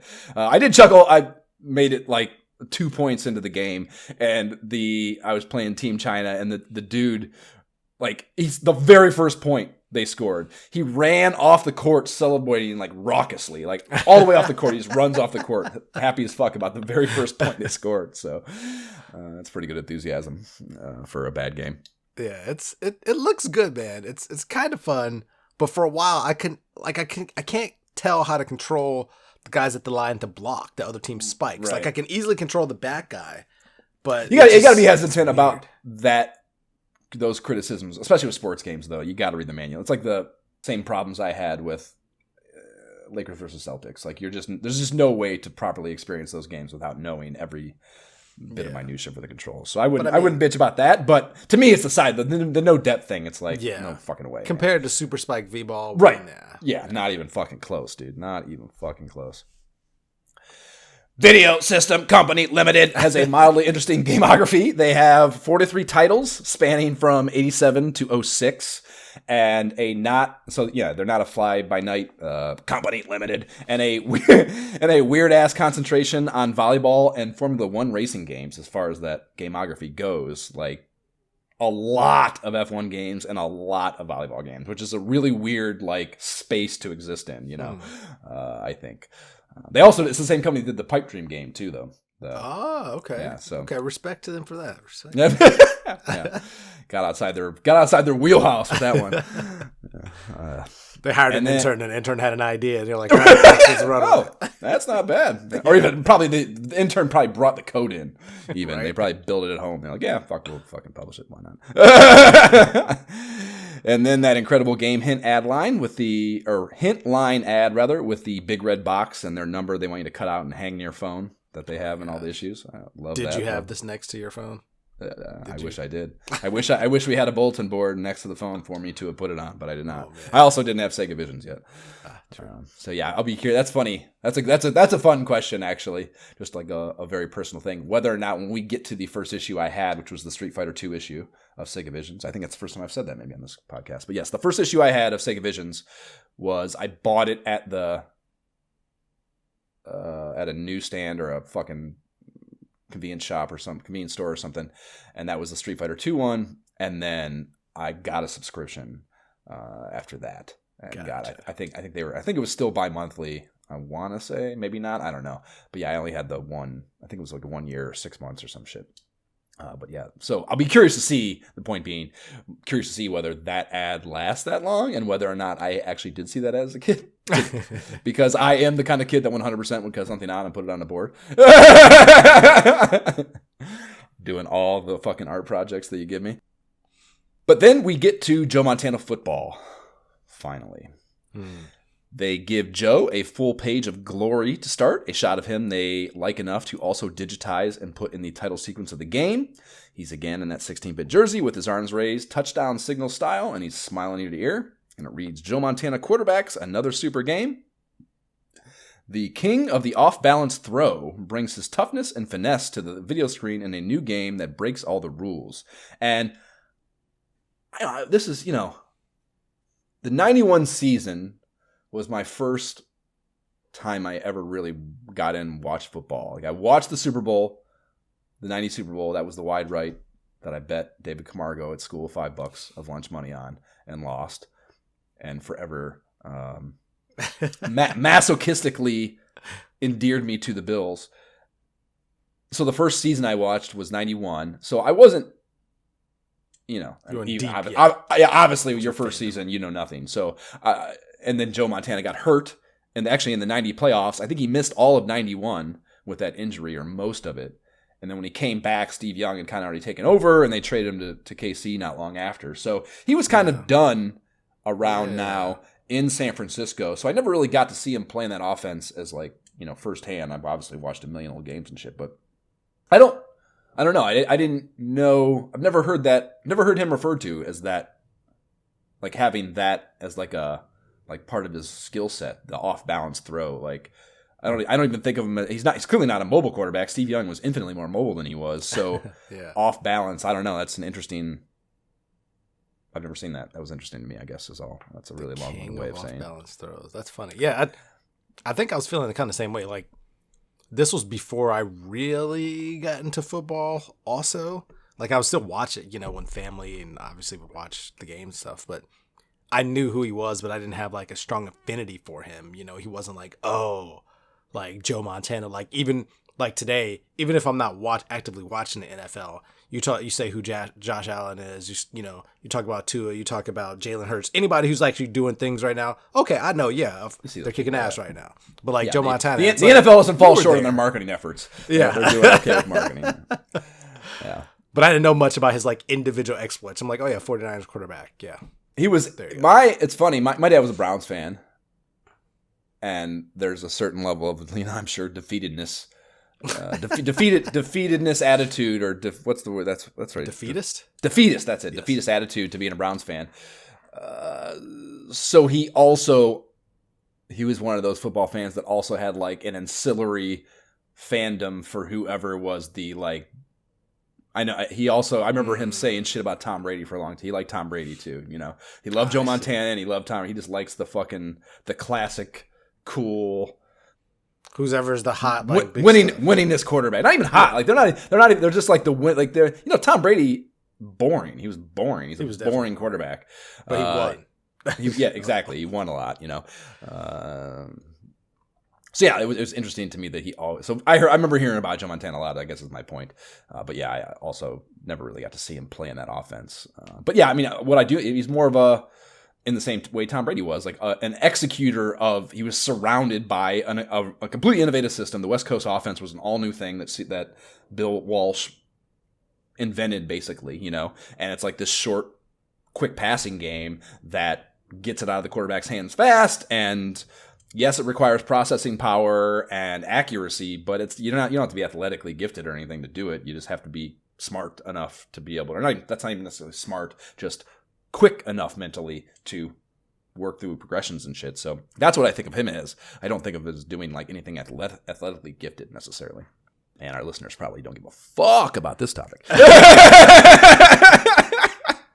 So from there are a couple of pages of copy that are focused on the game's development process and how involved Montana was in that. And who knows how full of shit that is, but they at least have a probably very staged photo of him at a desk being shown. Right. Something by a couple of collared shirt guys with an oddly perfect fanned out litany of design docs on the desk in front of them. You know, it's just like perfectly. Look how. What do you think, Joe? Yeah, right. Put your hand on your chin. It looks very, and they did a good job of photo direction with the people. I think Joe and the guys, I could buy it, but the thing on the desk is just too perfectly. It is this perfectly fanned out thing, you know, with like exactly the top 50% sticking out from each document. It's just too perfect. You know? It covers the desk. There's not a bunch of open space. It's very visually. Yeah. It works for the shot. Yep. It works for the shot. Yep. Yeah. It's very funny. Very funny. I think this dropped around Christmas, but 1990 for sure. So let's finally dig into the gameplay and contrast it to our John Madden football experience while reading through the last Game Pro. I assume you did play it, yes? Yeah, I did. Okay. I ended up playing a whole game, actually. It's not a bad game. Like I said, Jab had this and we played it for sure. And that is with me having Madden 92 already. So there was something about it that was interesting and different enough to make you not want to play not that you don't want to play Madden 92, but it was different enough and interesting enough to want to play this too, you know? Yeah. It was so weird, man. At first I'm playing it and I'm thinking, you know, this is comparatively a simpler game. And at first, for the first quarter, I didn't like it. I'm like, this is kind of weird. But then I got used to it. And then I just started scoring and I was like, okay, now I understand why, to your point. I get it. Like there's less processing. There's less, I don't know, there's less going on. Even your passes, you know, are more like, I'm going that way. Are you open? I'm throwing it. And, you know, I don't know. Yeah. I don't know how to describe it. It seems more intuitive and simple, I guess. That's the bottom line to it. Okay. What would you say? It's 100% enjoyable for sure. I don't have like any like super specific shit. Honestly, it's different enough to make you want to play it, but also, it has the look and feel of John Madden in so many ways, and that's because Sega actually approached EA to consult on this. They wanted them to cancel. They knew they were making Madden. They wanted them to cancel John Madden. Trip Hawkins, the head honcho at EA, he told them to go fuck themselves. And he's such a savage too. He's such a fucking savage. Like, there's a lot of really fun shit. So they wanted him to cancel. He told them to go fuck themselves, but he would consult. They would, have EA personnel consult with them and help them develop the game. So he did that. And then he intentionally, this has been documented, this is not conjecture, they intentionally made Montana shittier than Madden, in their perspective anyways. And that's fucking amazing. So there's fewer plays. They have 100 plays to Madden's 113, so there's fewer plays. They simplified the 3D look of the field for the worst to their by their judgment. And there's probably other shit too. But all this shit was done as a downgrade, like an explicit downgrade that Tripp directed. So they talked to this programmer, Michael Fox, on this game, on the Montana game, and he is documented, him on record saying that Tripp looked at the game that they developed and said, okay, great job. Now do this, this, and this to make it shittier so our game's better. Which is fucking incredible. It's so great, dude. It's so good. Yeah. I'm not surprised because there's definitely parts where you can cheese it. Like I had so many big explosive plays where I was able to like get open and I know like in 3 seconds the computer's going to dive. So I just have to juke 3, 2, 1. He dives at an angle. I just move right. Yeah. He misses him. And I played one game, and by the end of it, I had won the game because I figured out how to kind of game it. I would so say quickly. All these 16-bit football games were about just figuring out the cheeses, you know? I remember Madden 96 on SNES, dude. Jab had that. There was this fucking cross play that I could run with Andre Reed. Halfback toss left with Thurman Thomas, and then this fucking cross pattern with Andre Reed. Undefensible. Just undefensible, dude. Fucking absolutely game wrecking. At least with the Madden, though, at least you had to learn plays and you had, I don't know, to your point, I guess, to the shadiness of this, Madden you still had to work at. I still had to figure things out and pull up a strategy guide. With this, like I said, I went from I don't know about it to the end. I'm chucking 40-yard bombs and juking it out, and it's not a problem, you know. It's funny you keep talking about the passing and having done well with it. I had it was a little tough for me. I couldn't figure out how to move through my progressions to other receivers. You have to and then also, and this is just something you get used to, I'm sure, but it reminded me of play action on NES, and that after you throw the ball, you have to guide your receiver. Yeah. But it's a simpler way to do it, though. I feel like as long as you put the right amount of touch on the pass, you have time. You have time to kind of get him there. But if you just kind of jet it, no amount of getting your character there is going to get him, you know. But I had a lot of trouble too, and I guess that's what I'm saying. At first I was really struggling with the passing. I'm like, what are we doing here? But I picked it up pretty quickly. So yeah. I played a half, so that's perfect representation. You played a whole game and you got good, and I only played a half, and that makes total sense. I'd say third quarter kind of ramped up exponentially my skill set there.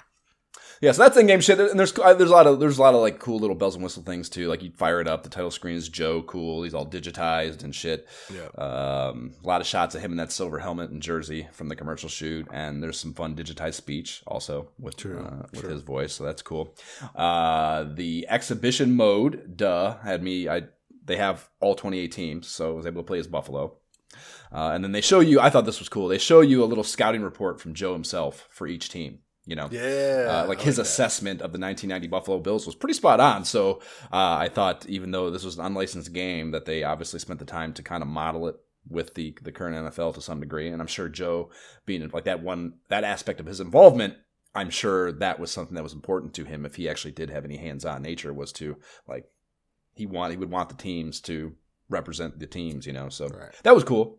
Oh, instead of the Madden's reco on the play selection screen, you have Joe's suggestion. Right, Joe's. What was it called? Was it Joe's Play? I think it was Joe's Play. And I was like, oh, interesting. Which is cool.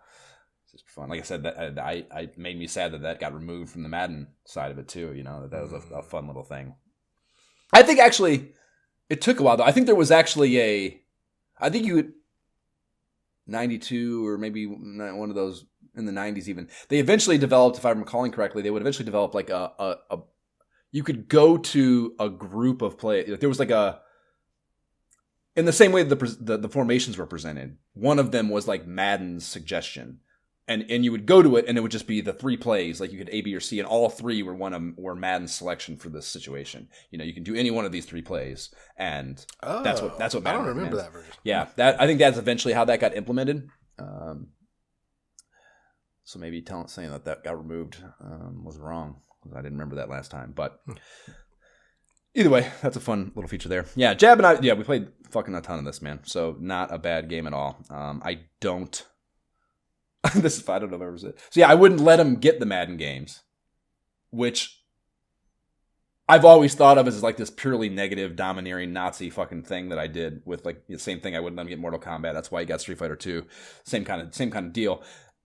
But I'm super glad. I don't regret that oppression in this regard, because it led to us always having, because he would stay on the Joe Montana train. So he got Sports Talk. I think he got 92 or 93. I remember him having, once they changed it from Montana to just NFL something or other, I think.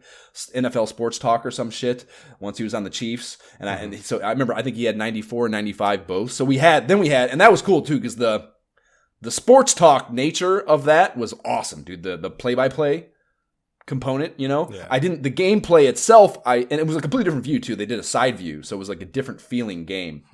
They must have felt super burned by their experience modeling off of Madden and getting the shittier version, so they from the ground up they need to do a new game. Yeah, that was probably the impetus there. But basically having like both versions of the games was a cool aspect of our childhood that I don't think would have happened if I'd let him get Madden. You know, so we got one of these days we got to talk about your game impression of your little brother. And, the many times that he was not allowed to have certain games. I mean, it's a super simple psychological thing. I was a dickhead, same way. And I had the free reign and the lack of life experience and self-reflection to mediate this quality in me. And we were completely untethered and unmonitored and unparented. So whatever the ecosystem was free reign. And he was in a position of complete lack of power, you know. Poor Jab. Jab. It's very, very simple to diagnose. Moving from there, there's a great full pager that we haven't seen, a mail-in redemption offer for a free pair of Sega-branded stereo speakers, this is mentioned on the cover, that you can plug right into the stereo audio output jack in the front of the OG model of the Genesis console. And that's one of the things I think I most liked about the design of that, but they are most like even to this day. That's why I have that version of it. There's like a little volume slider for the jack, you know, so you can control volume right there on the thing. But how did that work? As somebody who never owned a full-on Genesis, like if you had something like this, would the sound just play out of your speakers instead of the TV, or like? Yes, yeah. Exactly. So I mean, the idea was it was originally implemented as a headphone jack, so you could basically play without and hear the music without bugging everyone else in the room. I think was the original design choice, probably. But as I would so frequently do, like I would use my Discman.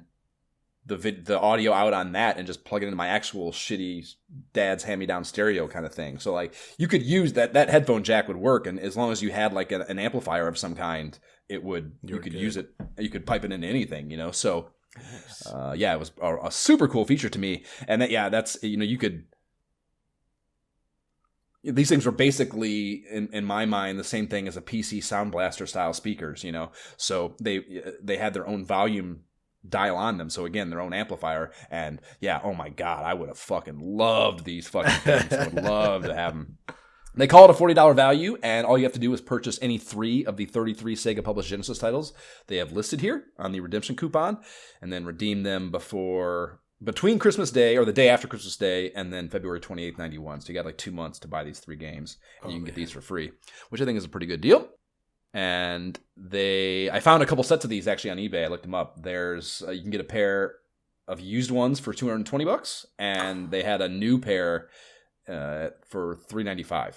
And they haven't pictured here in the ad, but the branding's a little different. Instead of, they had this like gold logo. It's just like the Sega, like basically the license by Sega that's on the game covers, that logo is what they have here. But the actual ones that rolled out have the Sega Genesis logo that's like on the front of the console, like that gray,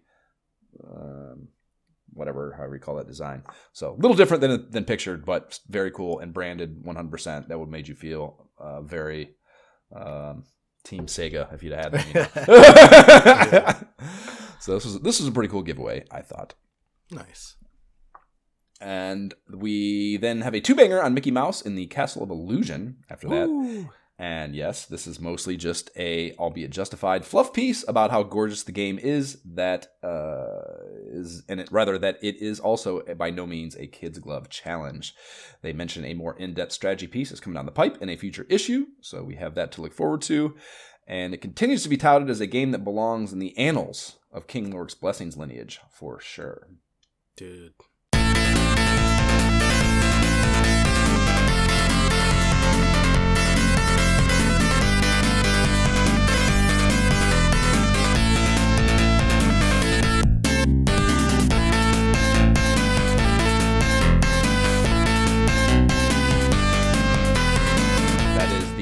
Gallantry Round 1 and 4 theme from Raiden. And we start here with their headline, Sega Does What Nintendo Don't 3-banger ad. No featured game this time, though. I guess they save those big guns for the third-party mags where they actually feature a game, you know. This is just kind of like a system overview. The big copy blurb is an amalgamation of little quips about the 9 games shown on CRTs on the first page instead of a one hyper-focused screaming from the rooftops deal about how great Moonwalker or whatever it might be. And then Dick Tracy gets a lone page next as a game feature, and they call Dick Tracy the world's most famous cop in the table setting blurb. And I call bullshit on that. Yeah, I call bullshit. He's a cop now? RoboCop, for one, is more famous right now. What are we talking about? Than Dick Tracy. But yeah, whatever. This was studio property is what they're fucking talking about there. Yeah. At this time, a topical studio property. So yeah, honestly, probably in the moment, like if social media was out at this time, it might be the most trending hashtag of any cop-related property. Because of marketing, not because people wanted it, though. Precisely. Fair enough. But nonetheless. They mention a target range bonus mini-game between stages that I never saw because I couldn't finish that first stage even. But I usually dig those, speaking of RoboCop. So that's one aspect of that game, I guess, that maybe is cooler than the side-scrolling gameplay that I had hesitations about. Reservations, maybe about a better word. And then ISOH Game App alum action with the next 2 bangers. We have Cyberball and Strider, and they spend a lot of time setting up the story world for Cyberball. And even though it wasn't that long ago, I had forgotten how much I enjoyed the story world of that game. The illegal bionic surgery leading to robots replacing humans, and the exploding ball and all that is just so much fun. So yeah, I very much enjoyed that refresher. And they are, of course, sure to point out Strider is rolling with 8 megs of memory! Booyah! They cannot wait to talk about it. They just can't wait to talk about it. Hey, you gotta sell what you can sell, man. Yeah, so excited. It's a great game, though. We double blessing that, right? Did you? You didn't. I did. The Genesis version, yes. Since you made me play it twice. A terrible version. And then but I was right. I was right. True. Some Buster fluff for knockout boxing and an ad for my yet-to-be game-ept flying space shmup darling Hellfire get us to a 2-banger on Thunder Force 3, and they call it a must for Sega Genesis owners, and it is also quite good. This is the one with the really cool stage select interface, like the you're targeting a planet, so it is a very good game. I agree. It's funny, we keep seeing these like Hellfire, Thunder Force, all these games that are like not differentiating enough to be able to keep I'm like, separate which in my one mind. is that one? Yeah, every time, they're in every Game Pro and every Sega Visions, and how many times have we seen them? And they're all the same to me until I fire them up, and I'm like, oh yeah, this is what's cool about that. Every time. So it's not that it's not. I don't mean it in like the games are bad way, which is kind of what that sounds like, but yeah, they're just so. The genre is just so unmemorable. Yes, I guess I don't know. Unless you're, they're all good games. Fucking, it's weird. It's a weird dichotomy. We get our first real coverage on the new Shinobi joint next, a 2-banger, and it got the tiniest amount of shine possible in the last Game Pro, a small blurb at the end of Pro Shots, which I thought was borderline criminally disrespectful for this tentpole Sega franchise. But the notable highlights from this feature, the game is fully set in NYC. The story setup for that is Musashi headed there after toppling the Neo Z organization in the second game, just to visit a buddy and hang out for a bit before he went back to Japan. And while he's there, he ends up seeing his friend killed. And they didn't really explain how that happened specifically, but he's killed. I'm sure the game did. I definitely watched the fucking title screen, but I don't remember what it was. In any case, he dies. Musashi somehow adopts his dog, Yamato. So that's a big fucking part of this game. The dog fights with you in the game at all times. And I played this a little more this time and got a better understanding of this system. It's fucking cool, dude. You can sick him on the nearest enemy by holding the B button at any time. And the dog, it doesn't kill things. It's his attack distracts them to buy you time while you're mobbed by enemies, which is I forgot to mention this about fucking Dungeons of Eternity, but that's the thing in Dungeons of Eternity too. You're getting mobbed by the shit from all directions, and one of the things you can do is, especially with the bow, because they're at a distance when you do it, you can shoot their, like, the skeletons and zombies, a lot of them. So you can shoot their fucking legs off. So then the zombies are just there slows them down. So you can, like, shoot the leg off that one and move over to this other thing and deal with that and then go back to the thing. And that's kind of, it's the same vibe with this. You can, like, sick the dog on this thing that's closest to you, projectile kill the thing further away, give you time with that nearer thing, and then deal with that after the further away thing is dead. So it's like it's again, those little mental, changing these action games into like a little bit of a mental puzzle and allowing me to have more agency over how I just, instead of just mindlessly killing things as they come, I can kind of take agency over that is a really cool aspect of this that the dog creates, I think. So that's pretty cool. This fucker is hard though, man. You die, you go back to the beginning of the scenario. There's no fucking like restarting in the middle of the thing. And yeah, they call it the hardest one so far. And after game upping the second one, I would attest that's really fucking saying something, because I did not finish that game. And that's only happened maybe, 2 or 3 times the whole time we've been fucking doing this podcast. Yeah. So if this one is harder, yikes. If this one is harder, I'm going to pass. Yeah. Although I think, the reason I didn't finish that game was not necessarily the moment-to-moment shit being too hard. It was that maze that was the second to last stage. I was like, I'm not, fuck off. I'm not doing, eat shit and die. I'm not doing this, and just one of those random maze deals. There's no direction, no way to know. At least in my perception anyways. Maybe I was wrong about that. I can't recall. But yeah, I was not. No, because you had to look up, we looked up the map on the fucking, yeah, that's what it was. I looked up the map and saw what the solution was, and I was like, no fucking way. Go fuck yourself. Yeah, I do remember being very shocked that you did not beat that. I was like, what?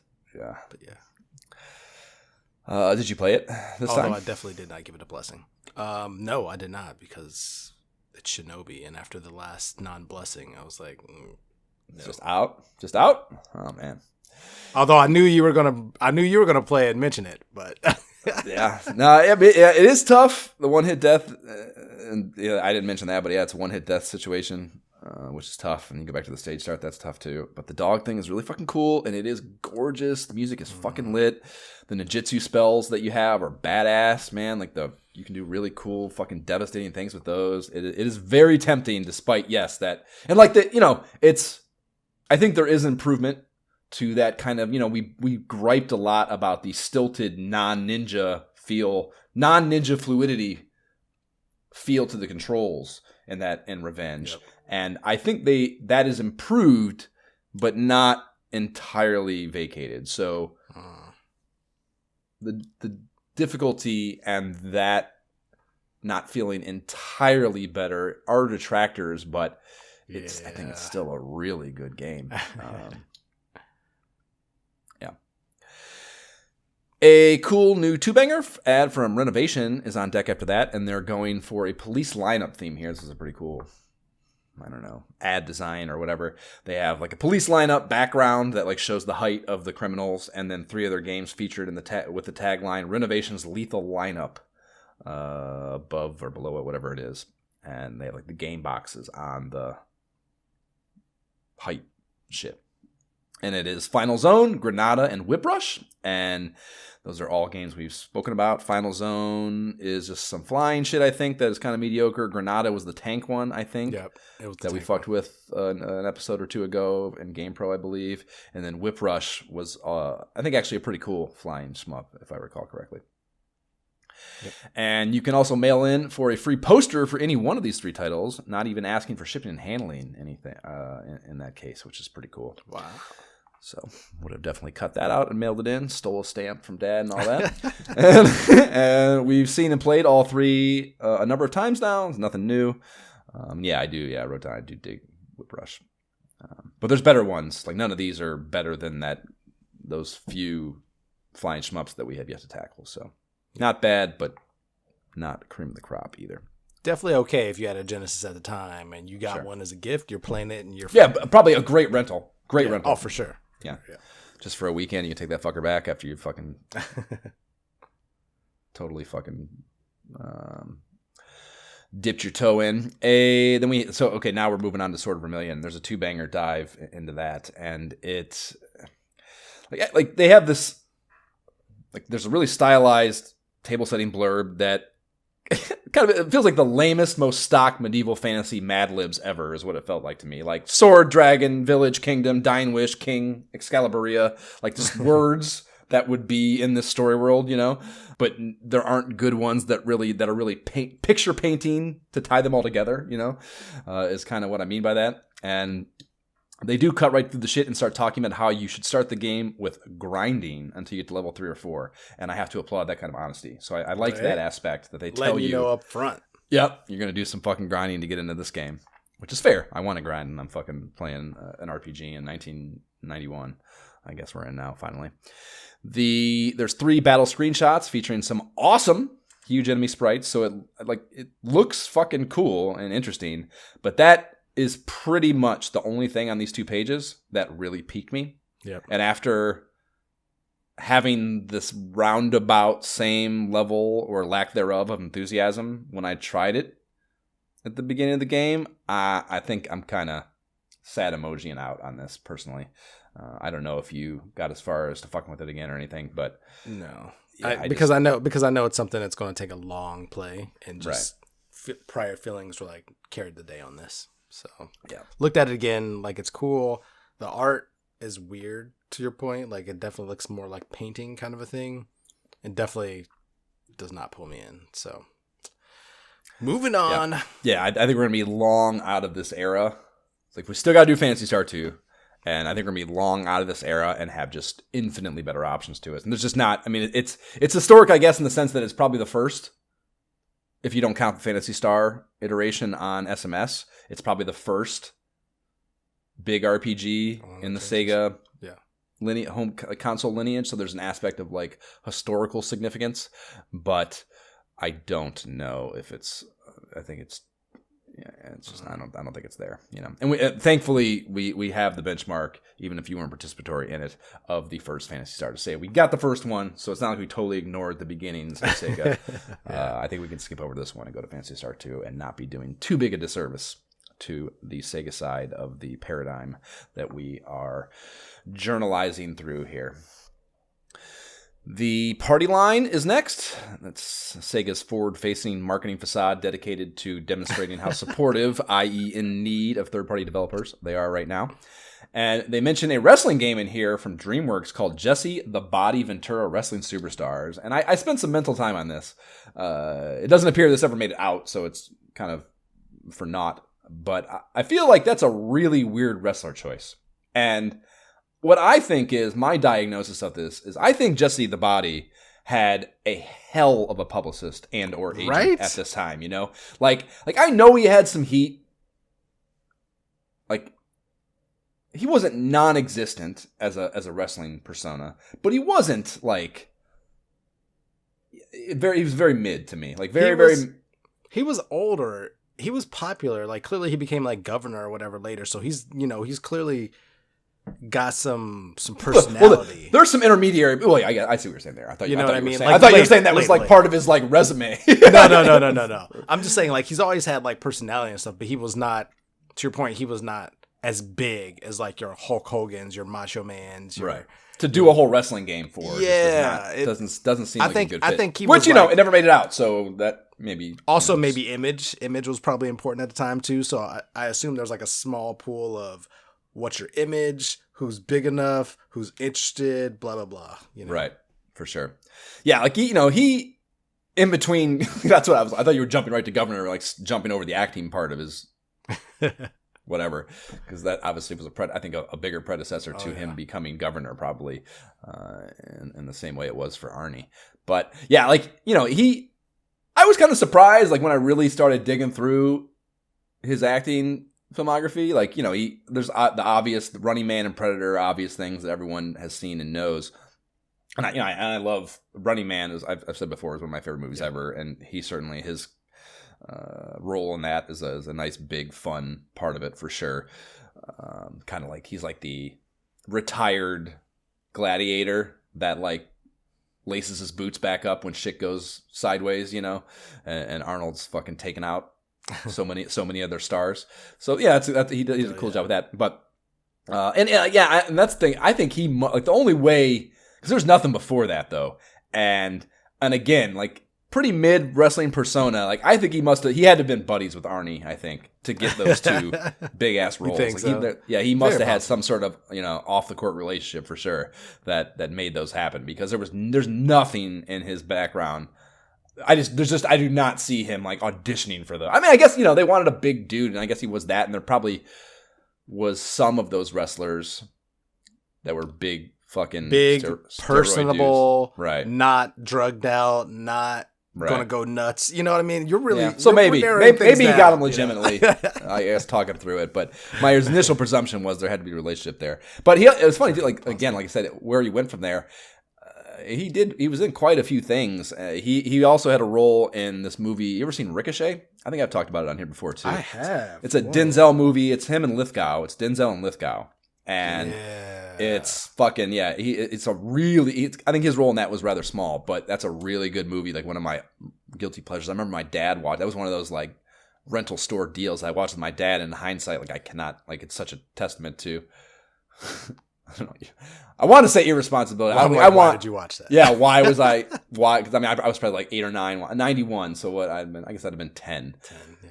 It's fringe, maybe. Like 10. I will never have kids. But if I did have kids, I would want to be somewhat loose on this. Like I think.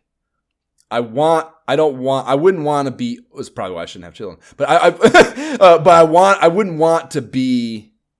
Like I want the kid to be exposed to these things in life, and these negative, fucked up things in a safe way like that, and to be and not to be oblivious to the fucked up, dark parts of the world. So when they see them in their real life, they're prepared and not just totally in shock and awe. Sure. Honestly, with curiosity. Because you've seen them before, it's just going to be less significant for one. But two, yes, just mentally prepared as much as a kid could be to be able to process and deal with that shit in a way that's you would hopefully want them to, and whatever, So like, there's I don't want to berate that too much, but this is a dark and fucked up movie, super dark. Like there's like all sorts of fucking. He gets like the whole premise of the movie. If you do remember it, and this is redundant, I guess maybe the listeners won't be like he's like a cop. Or no, he's a politician. He's like a local politician. Like he's running for like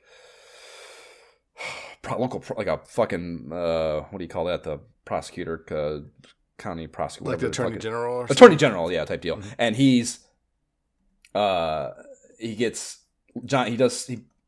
was in like earlier in his career, he put John Lithgow in prison, and when Lithgow gets out, he goes on a revenge tour, and he kidnaps Denzel and. Like he videotapes him, he like drugs him up and videotapes him like fucking hookers and doing drugs or like being all drugged out or something like that. Yeah. Like all these things that like to defame him in a way that he's going to publicly release these videos and try to ruin his life that way, So it's like a really dark, twisted, and like obviously there's a lot of like really visceral depictions of the fucking sex and like the gritty drug use and all that shit. So it's like a really, really grimy ass movie. And like, yeah, Lithgow is amazing in that role. It's this really vindictive villain, So awesome movie. So he had a small role in that. And he was also in Demolition Man too, which is another one of my guilty pleasures. Oh, they're doing a new one of those, which will be dog shit, of course. Yes, they're doing a new one. And like a continuation or just like a reboot? I think a continuation. Yeah. I think Stallone was in, they did, again, I think this was just on. Oh. It might have been CADcast. I heard them talking about this, but Stallone was involved with it. No, actually, check that. It was Cartridge Command. Those Ohio dudes I was listening to. They did, I think, the Demolition Man video game, maybe. Or no, they did another Stallone video game, and they were talking about Demolition Man, and I guess Stallone was involved with that. Okay.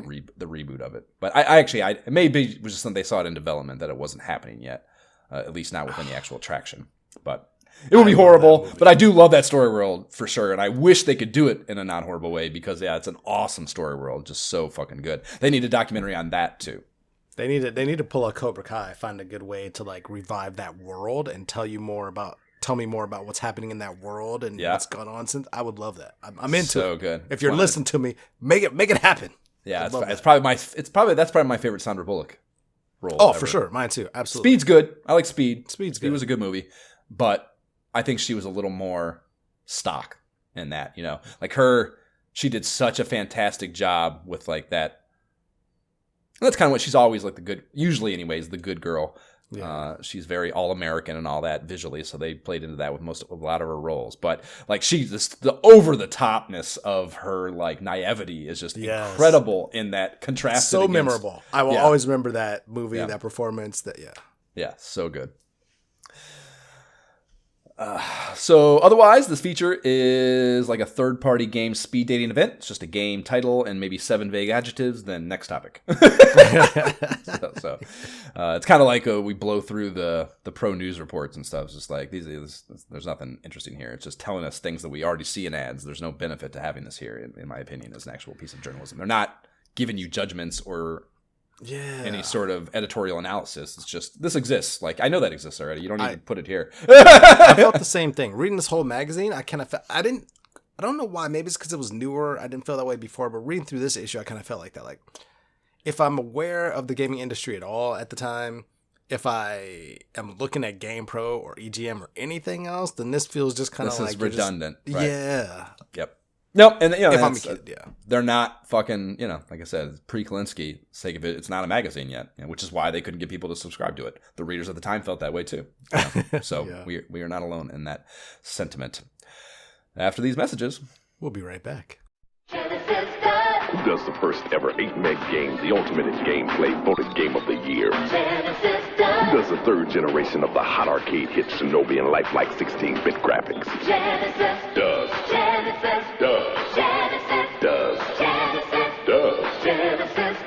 Who gives you 2 stereo speakers free so you hear the great stereo sound of Genesis? Just buy any 3 Sega Genesis brand games before March and get 2 stereo speakers free. That is a 1990 Genesis Does commercial that I feel like had to have dropped the same day as the issue of this mag. It's Strider, Shadow Dancer, and then those fucking speakers. It's just too closely aligned to not have been the case. That they didn't absolutely just roll out of the marketing fucking room at Sega HQ in unison. It was impossible to me. We are moving into visions and views in the news to get us rolling again. And they start off with some chest pounding on the tech front. First with an arcade cockpit cabinet that moves with the in-game action on multiple vertices. I'm pretty sure we've seen this already somewhere else, maybe in GamePro or something. Yeah.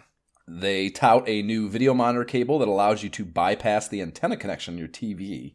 And I was actually able to find a Reddit post of the original packaging, or rather of this in the original packaging. Link to that's in the show notes. But it really is just a composite video connection on one side and then a mono audio AV connection on the TV side. So not some mind-blowing technology or anything. But it was actually, the Sega does have, and that's what the composite is, and that may not mean anything to some people. Composite's it's like 4, it looks kind of like a computer mouse, an old school computer mouse cable, in that it's like this round connection. It's a female connection on the cable side, and it's got 4 little, on the lower half, it's got like a half circle of 4 little prongs that go in. And it's the only console I know that has that as a video out option. So that's kind of interesting that Sega had that at all, I think. But that is what they're talking about there, the cable for that. And then it's an art contest setup. Send in your edition of any Sega character you want. First prize is a Game Gear and 2 games. Ooh, I like that. The Great Sega Brush Off is their clever moniker for the contest. Nice. It's pretty good, I think. The Great Genesis Payback is also explained here, which is their $30 rebate on copying a Genesis by January 15th, 1991. And I love that they try to soothe your pain about having to cut up your box. The copy reads, "Yes, it will leave a hole, but we're talking $30 here." Right? And it would have pained me. I had my Sega Genesis box for a long. I think when I sold it, like an idiot, I still had the core. I had the core system, and it was just a square box. And I kept that bitch in my closet for a long time. So it would have pained me greatly to cut it up for sure. We're talking $30 here, Josh. Though. Yeah, we are. I mean, that is a great question. Actually, would I have done it? It's not out of my pocket, but even though it's not out of your pocket, the rebate port, your dad bought the Genesis, so it's kind of a sunk cost. But doesn't matter. But you're it's $30 like 10 more, years right? old. Exactly. You could buy a game. That's a new game. Here's the thing: unless Mad Mike's prick ass is keeping the $30, it's worth it. 100%. I'm grabbing the scissors. As long as I can get a stamp from Mom's drawer, we're going. Right.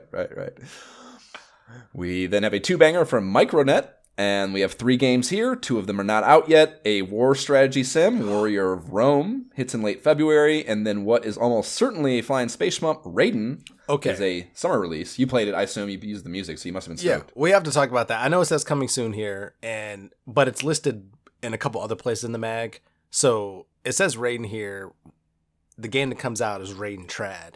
And it's the reason why I'm very excited about this, and the reason the art immediately jumped out at me is because I told you recently, if you recall, I got Raiden 3 and Raiden 4. Oh, yeah, that's what okay, so that's what you're talking about. Okay. Yeah, so this is the original version of these flying shooters that I love. Like, I haven't even played Raiden 4. Can you see did you play it? I assume you did. Yeah, so I did. Could you see the through line? Is it there? Absolutely. Yeah. Okay. Absolutely. It's a perfect Genesis version of the Xbox game I'm playing now. Flying shooter, like all the ways that I love the upgrade trees of the different weapons and bombs you get. It's still there, but it's much more simple and it's perfect. It's perfect. Okay. Yeah, I didn't try it, so it wasn't out yet. Yeah, I realized, even though yes, this was on my nominations, and I realized this probably couldn't be allowed because it's not there yet. What's the release date? They fucking do these magazines like every 3 years, so I mean we probably can justify it. The last one here is it's a puzzler that I kind of sort of liked. Junction. It was like the pipe one with like little tiles. The one I didn't entirely understand what my objective was when I first was playing it, but it was pretty cool. April 1990. Oh, really? Are you sure that's the Genesis version or the arcade version? No, that was in Japan, North America. Yeah, I definitely looked. I must have looked at it. So you go to Moby Games. The North American release must be after, but it's probably not that far after. That's what I'm trying to see, because I should have looked this up. They changed it. They changed it a little. So if you go to the Moby Games listing for it, Moby Games is where it's the best database for video game bullshit, in my opinion. Anyways, I guess maybe that's a subjective opinion. But yeah, if you go there, it'll have like the release date for the drop down. You got to like click through to the actual Genesis version, and then it'll show you all the different territory release dates. Japan, North America, yada, yada, yada. Oh, page 1. Oh, it's a summer release. I already have it here. Jesus Christ, it's my notes. It's a summer release. So yeah, I mean, there will be another quarterly issue, but whatever. Gotcha. Okay. If you can really talk me into that, I'm just fucking whatever. A few pages of trying to keep the Master System alive. Follow that. We have 2 on Paperboy, which ain't too shabby. Better than the NES one, I think. We've talked about that. And then 1 on the SMS release of Joe Montana. And it doesn't look like a total disaster. Kind of Tecmo bullish with a side view. So it is a different build of the game. And I wonder, again, we talked about how they went a totally different direction. I wonder if, I wonder how much that... Maybe it was supposed to be like this, and they were like, switch it so that it's like Well, Trip came... Yeah, exactly. Trip came in and was like, well, this is what we're doing. We think it's pretty cool. And they're like, yeah, it's pretty cool. They already had this SMS one working, though, and they couldn't, backport it, whatever it might be. So, yeah, it didn't look like a total disaster, though. I did get the ROM and tried to play it, but it was something I couldn't get to work. It wouldn't get past the title screen for some reason. But Joe did look super cool in 8-bit, at least. So they had that going for it for sure. Gameplay TBD. Then the High Point Hot Shots installment comes screaming in with all 5 of their high scores. They do have location info, thankfully, but there are no Ohio locales to spark an Ohio geography lesson here, unfortunately. Their big SMS is Fire 2-banger ad preps us for even more SMS heat with the other big fish in-house Genesis sports title they are backporting, Pat Riley Basketball. And after my Montana letdown, knowing how I felt about every single 8-bit basketball game ever so far, I wouldn't do it to myself here, and I skipped playing this. Did you? Did you try it? The Bills had just lost to the fucking Patriots, so I was not in an emotional place where I could handle more letdowns. So I skipped over it. But did you? No, try it? I absolutely did not try it. Okay. Yeah, no, I thought I'd actually played this game before, as it was. We played the 16-bit version. This is the SMS. Oh, yeah, absolutely not. No. Yeah, I'm like, wait a minute. I played this before. I'm confused. Yeah, I purposely skipped this because I looked up there and saw the 8-bit, and I said, no, I wouldn't do that to myself. Yeah, fair. The EA John Madden Football Two-Banger bridges us over to our comic, Niles Nemo in Sega Land. And Golden Axe is the featured game. The creator credits are great, I think. It's not writer-illustrator. I don't know if you clock this or not. It's a very minute thing. But instead of that, how they would normally be titled or billed on comic credits, it reads, it's words, Bill Kunkel, and then pictures, Dave Sullivan. So instead of writer-illustrator, I thought that was a cool... I don't know, I've done that with some of the shorts I've done before too, like where I only have a cinematographer and a sound person. That's basically my whole crew. Instead of doing like director of photography and sound recordist or sound mixer, it's just like picture, sound. It's just two motherfuckers did the whole deal. Yeah, we don't have to make this bigger than it is, you know. So I applaud that sentiment as well. World's coolest guy Nemo falls asleep after eating a papaya and avocado pizza. Whoa. Then has to frag a bunch of barbarian types with the SMS controller he fortunately carried into the dream world, Sega Land. And an SMS controller instead of a Genesis controller is such a lame marketing fail yet again with these fucking guys to me, that they're like, instead of, you know, and like it's like a money, and like whatever, who cares, but just like at this granular level, you know, we don't need to think about this, and it doesn't matter to us, and 95% of the people reading the comic never would have even thought or cared about it. But the subliminal small things that a marketing employee should be doing to ingrain and sell and like subconsciously convert or sway the receiver of the advertisement is not being performed here, you know? So Genesis. Everything's about the Genesis. New age. Right. Come on. Yep. So yeah, even that's a fail. But. So yeah, it's fucking these kind of... Still, the Game Pro better. The Game Pro's the best one for sure. These are probably... They don't annoy me as much as the Nestor ones do, because you don't have the little dickhead kid being an asshole. But this kid is also annoying too. He's like coolest guy ever, but still like yelling to his mom out the fucking window, out the bedroom kind of deal, you know. So he's like a little old, kind of the same kid, but just a little older. Is really the vibe. They're in the same vein for sure. Like, I'll take Adventures of Game Pro all day. Yeah. Coming attractions teases 688 Attack Sub, Fatal Labyrinth, again, that RPG I mentioned earlier, or they mentioned earlier, rather, and Abrams Battle Tank for the next issue. So this is the big, probably be the cover features. And then we close out with a full pager from Tenjin for Arcade Port Hard Drivin'.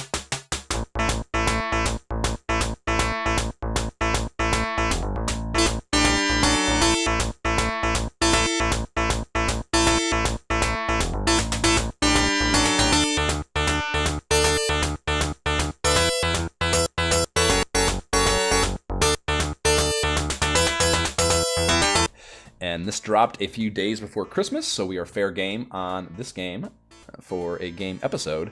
And I've talked it up already, but this game has a serious place in my nostalgia heart. Jab had the cart.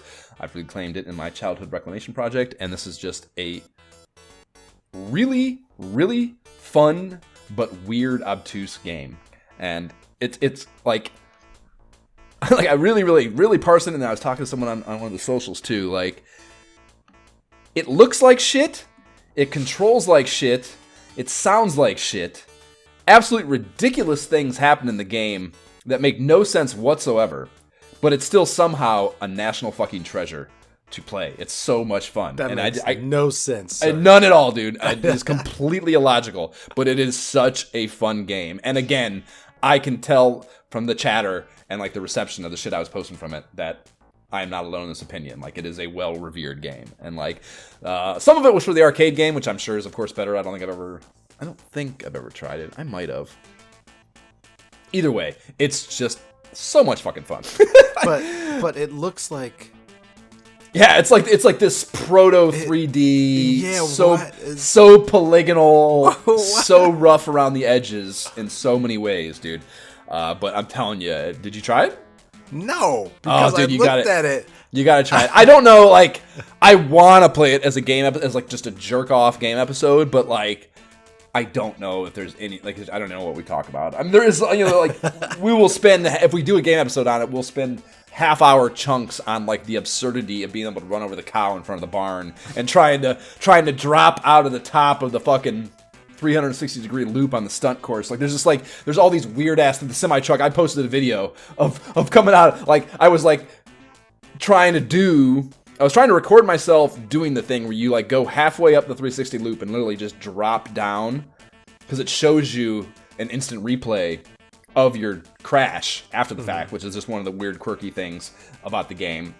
But when you do that, you can actually see your dumbass car just drop out of the loop halfway through, and it's cool, a cool thing to see. But I was trying to do that, and the cars are still on the oncoming cars, and the opposite oncoming lane are still in the stunt side, because that's the whole thing. The whole setup of it is you start the course and you can go either straight and it's just a speed course where you're trying to, like, kind of customary outrun type gameplay where you're trying to beat a clock and do laps and get more time by hitting checkpoints, yada yada yada. And then you can veer off to the right instead and just you're still on the clock, but it's a stunt course, and there's all these, like, there's a big 360-degree loop, and there's like an embankment where you have to kind of go up and defy gravity as you go through the turn, and there's a jump over a fucking drawbridge, and there's all these things, stunt-minded components to that side of the course, and that's of course the way more fun version.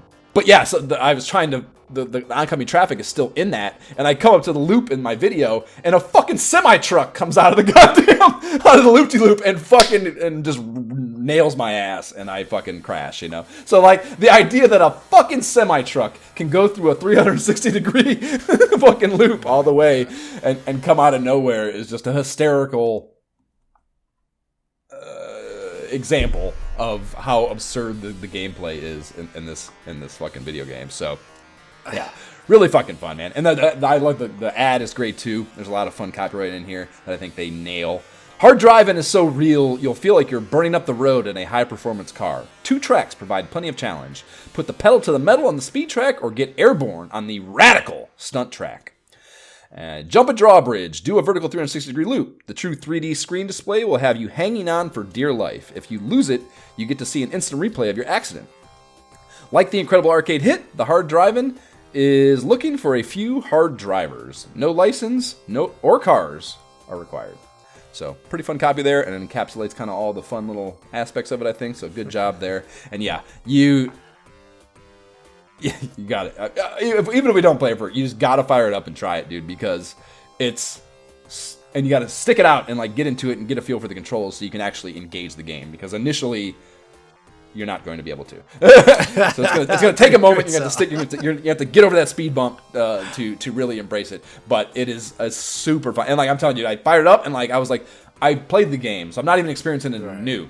And, like, the goal is just to refresh in my mind, and I want to get that video to post too for our stupid socials. I ended up playing it for like a half hour. It's like, it's just like, it's just such a goofy, fun game, if you can really get going, So yeah, it's a really fun game, and I don't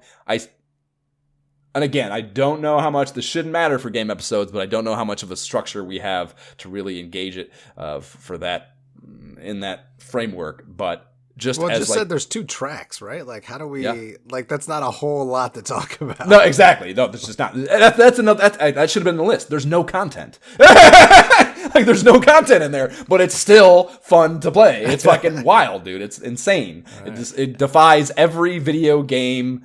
I will say, like, I know the name, and I just watched a video of the loop and somebody crashing, and I've seen that crash. Like, I'm pretty sure I've played it at some point. Clearly not like it's an arcade game. It's very possible. I know I've played it in the arcade for sure. 100%. And it might even, it's all racing games did in the arcade. It probably had a wheel and like I think because you can do a manual transmission option, as most of these games would have back then. So I'm sure it had a manual transmission fucking stick on the arcade cabinet and shit. So it was probably a pretty cool looking arcade cabinet, or probably is, I should say. So I can see it attracting you to it, Yeah, it's fun. Again, I don't know, gameplay or game episode, I don't know, man, but it's a really fun game. Fair enough.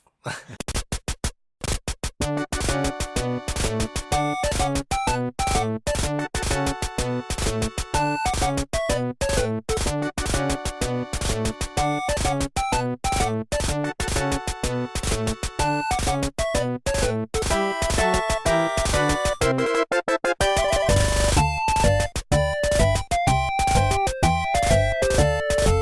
is Toyland from Castle of Illusion. Of course, the Mickey Mouse game that we all know and love, bringing us into the nominations. Josh, do you want to go first, or do you want me to go first? Well, since it's such a great tie-in, my first one is Castle of Illusion. So. Oh, we do have an overlap. I told you, there's not enough games in here for us not to have any overlap. That was a very poor prognosis. Fair enough. And then I have Hellfire is my selection out of that just kind of jumble fuck of flying shmups or shooters. I guess there's also the skimmer one I like. That was in the very beginning of the mag. That's not Whip Rush. What the fuck is it? Again, their name? No, not Granada's the tank one. Thunder Force 3. No, Thunder Force is also Thunder Force is the Life Force one that I really. No, Hellfire is the Life Force. I see this. I can't. See, I'm like Hellfire's good. Hellfire's good. That's all you need to know. It's a shooter. It's good. We should play it. And then I have Shadow Dancer. I knew it. Shinobi. I think it's one of those tent poles that we haven't experienced. That. So it's a new play for both of us, and it's just I think an integral part of the Genesis experience that we would be remiss to ignore. And then Hard Driving, as I said, I don't know how much it works for this, but it's so fun I can't not say it. So those are my four. So I did pare it down a little. I think I had some others in there originally. So wow, narrow it down a little. So those are my four. What do you got? Well, I started out with since I already mentioned it, Castle of Illusion, starring Mickey Mouse. Definitely. It's funny though, playing that game, I feel like I'm remembering a different Mickey game. Because like there's been some solid Mickey games over the years, and I feel like playing it, I'm remembering a different one, and maybe this game I never got to play. So I think it's like Genesis, I think Genesis also has Fantasia, I believe.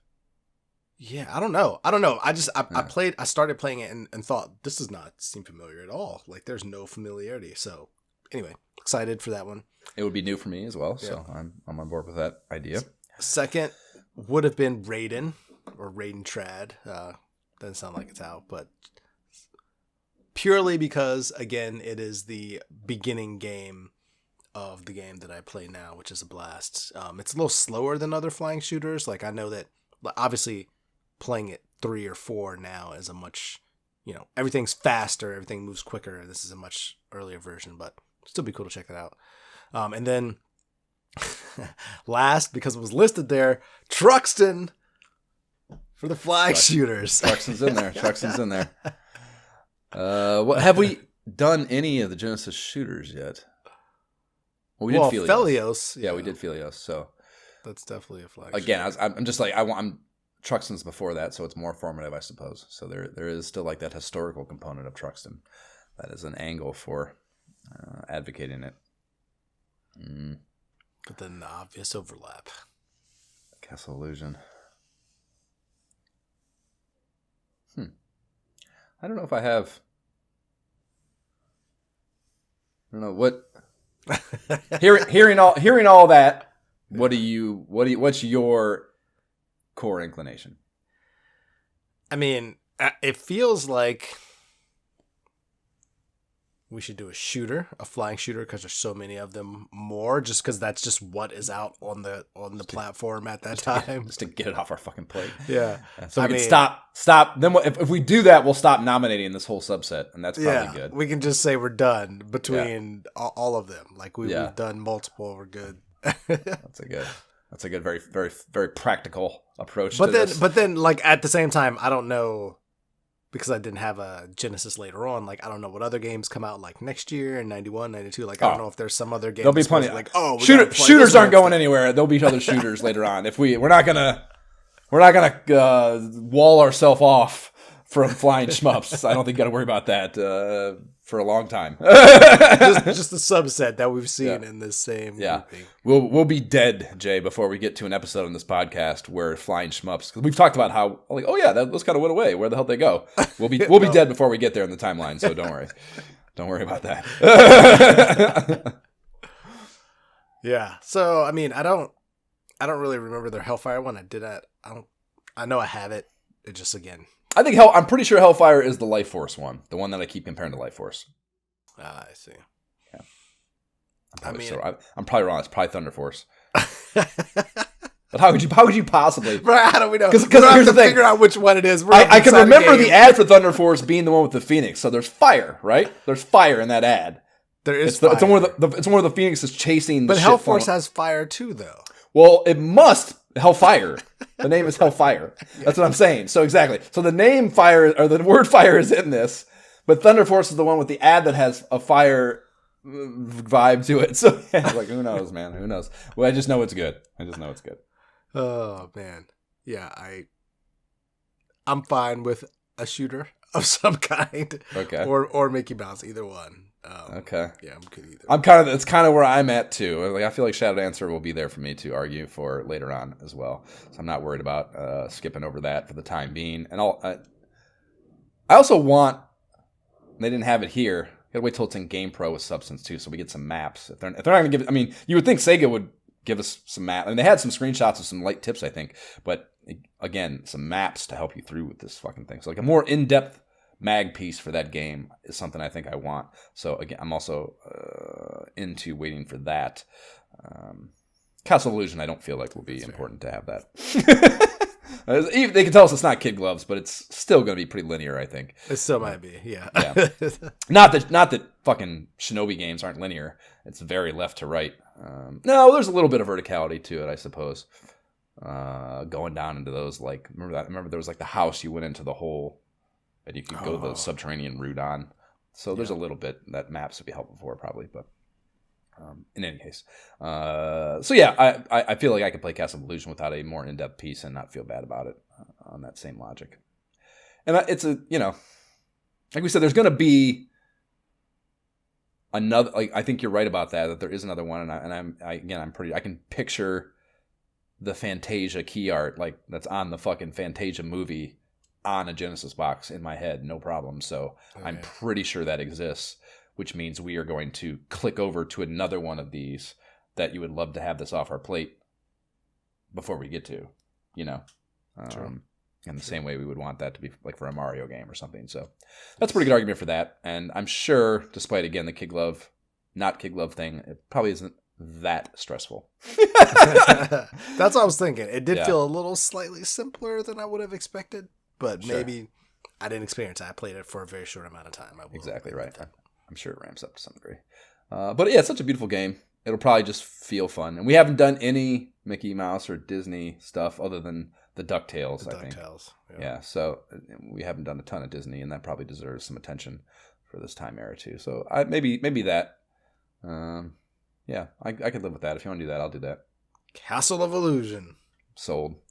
Okay, word. So we will play Castle of Illusion featuring Mickey Mouse on the next episode as a game up. And then before we bounce back to the Nintendo side for Nintendo Power issue 20, Jay, you suggested a Random Rags diversion that I support as well.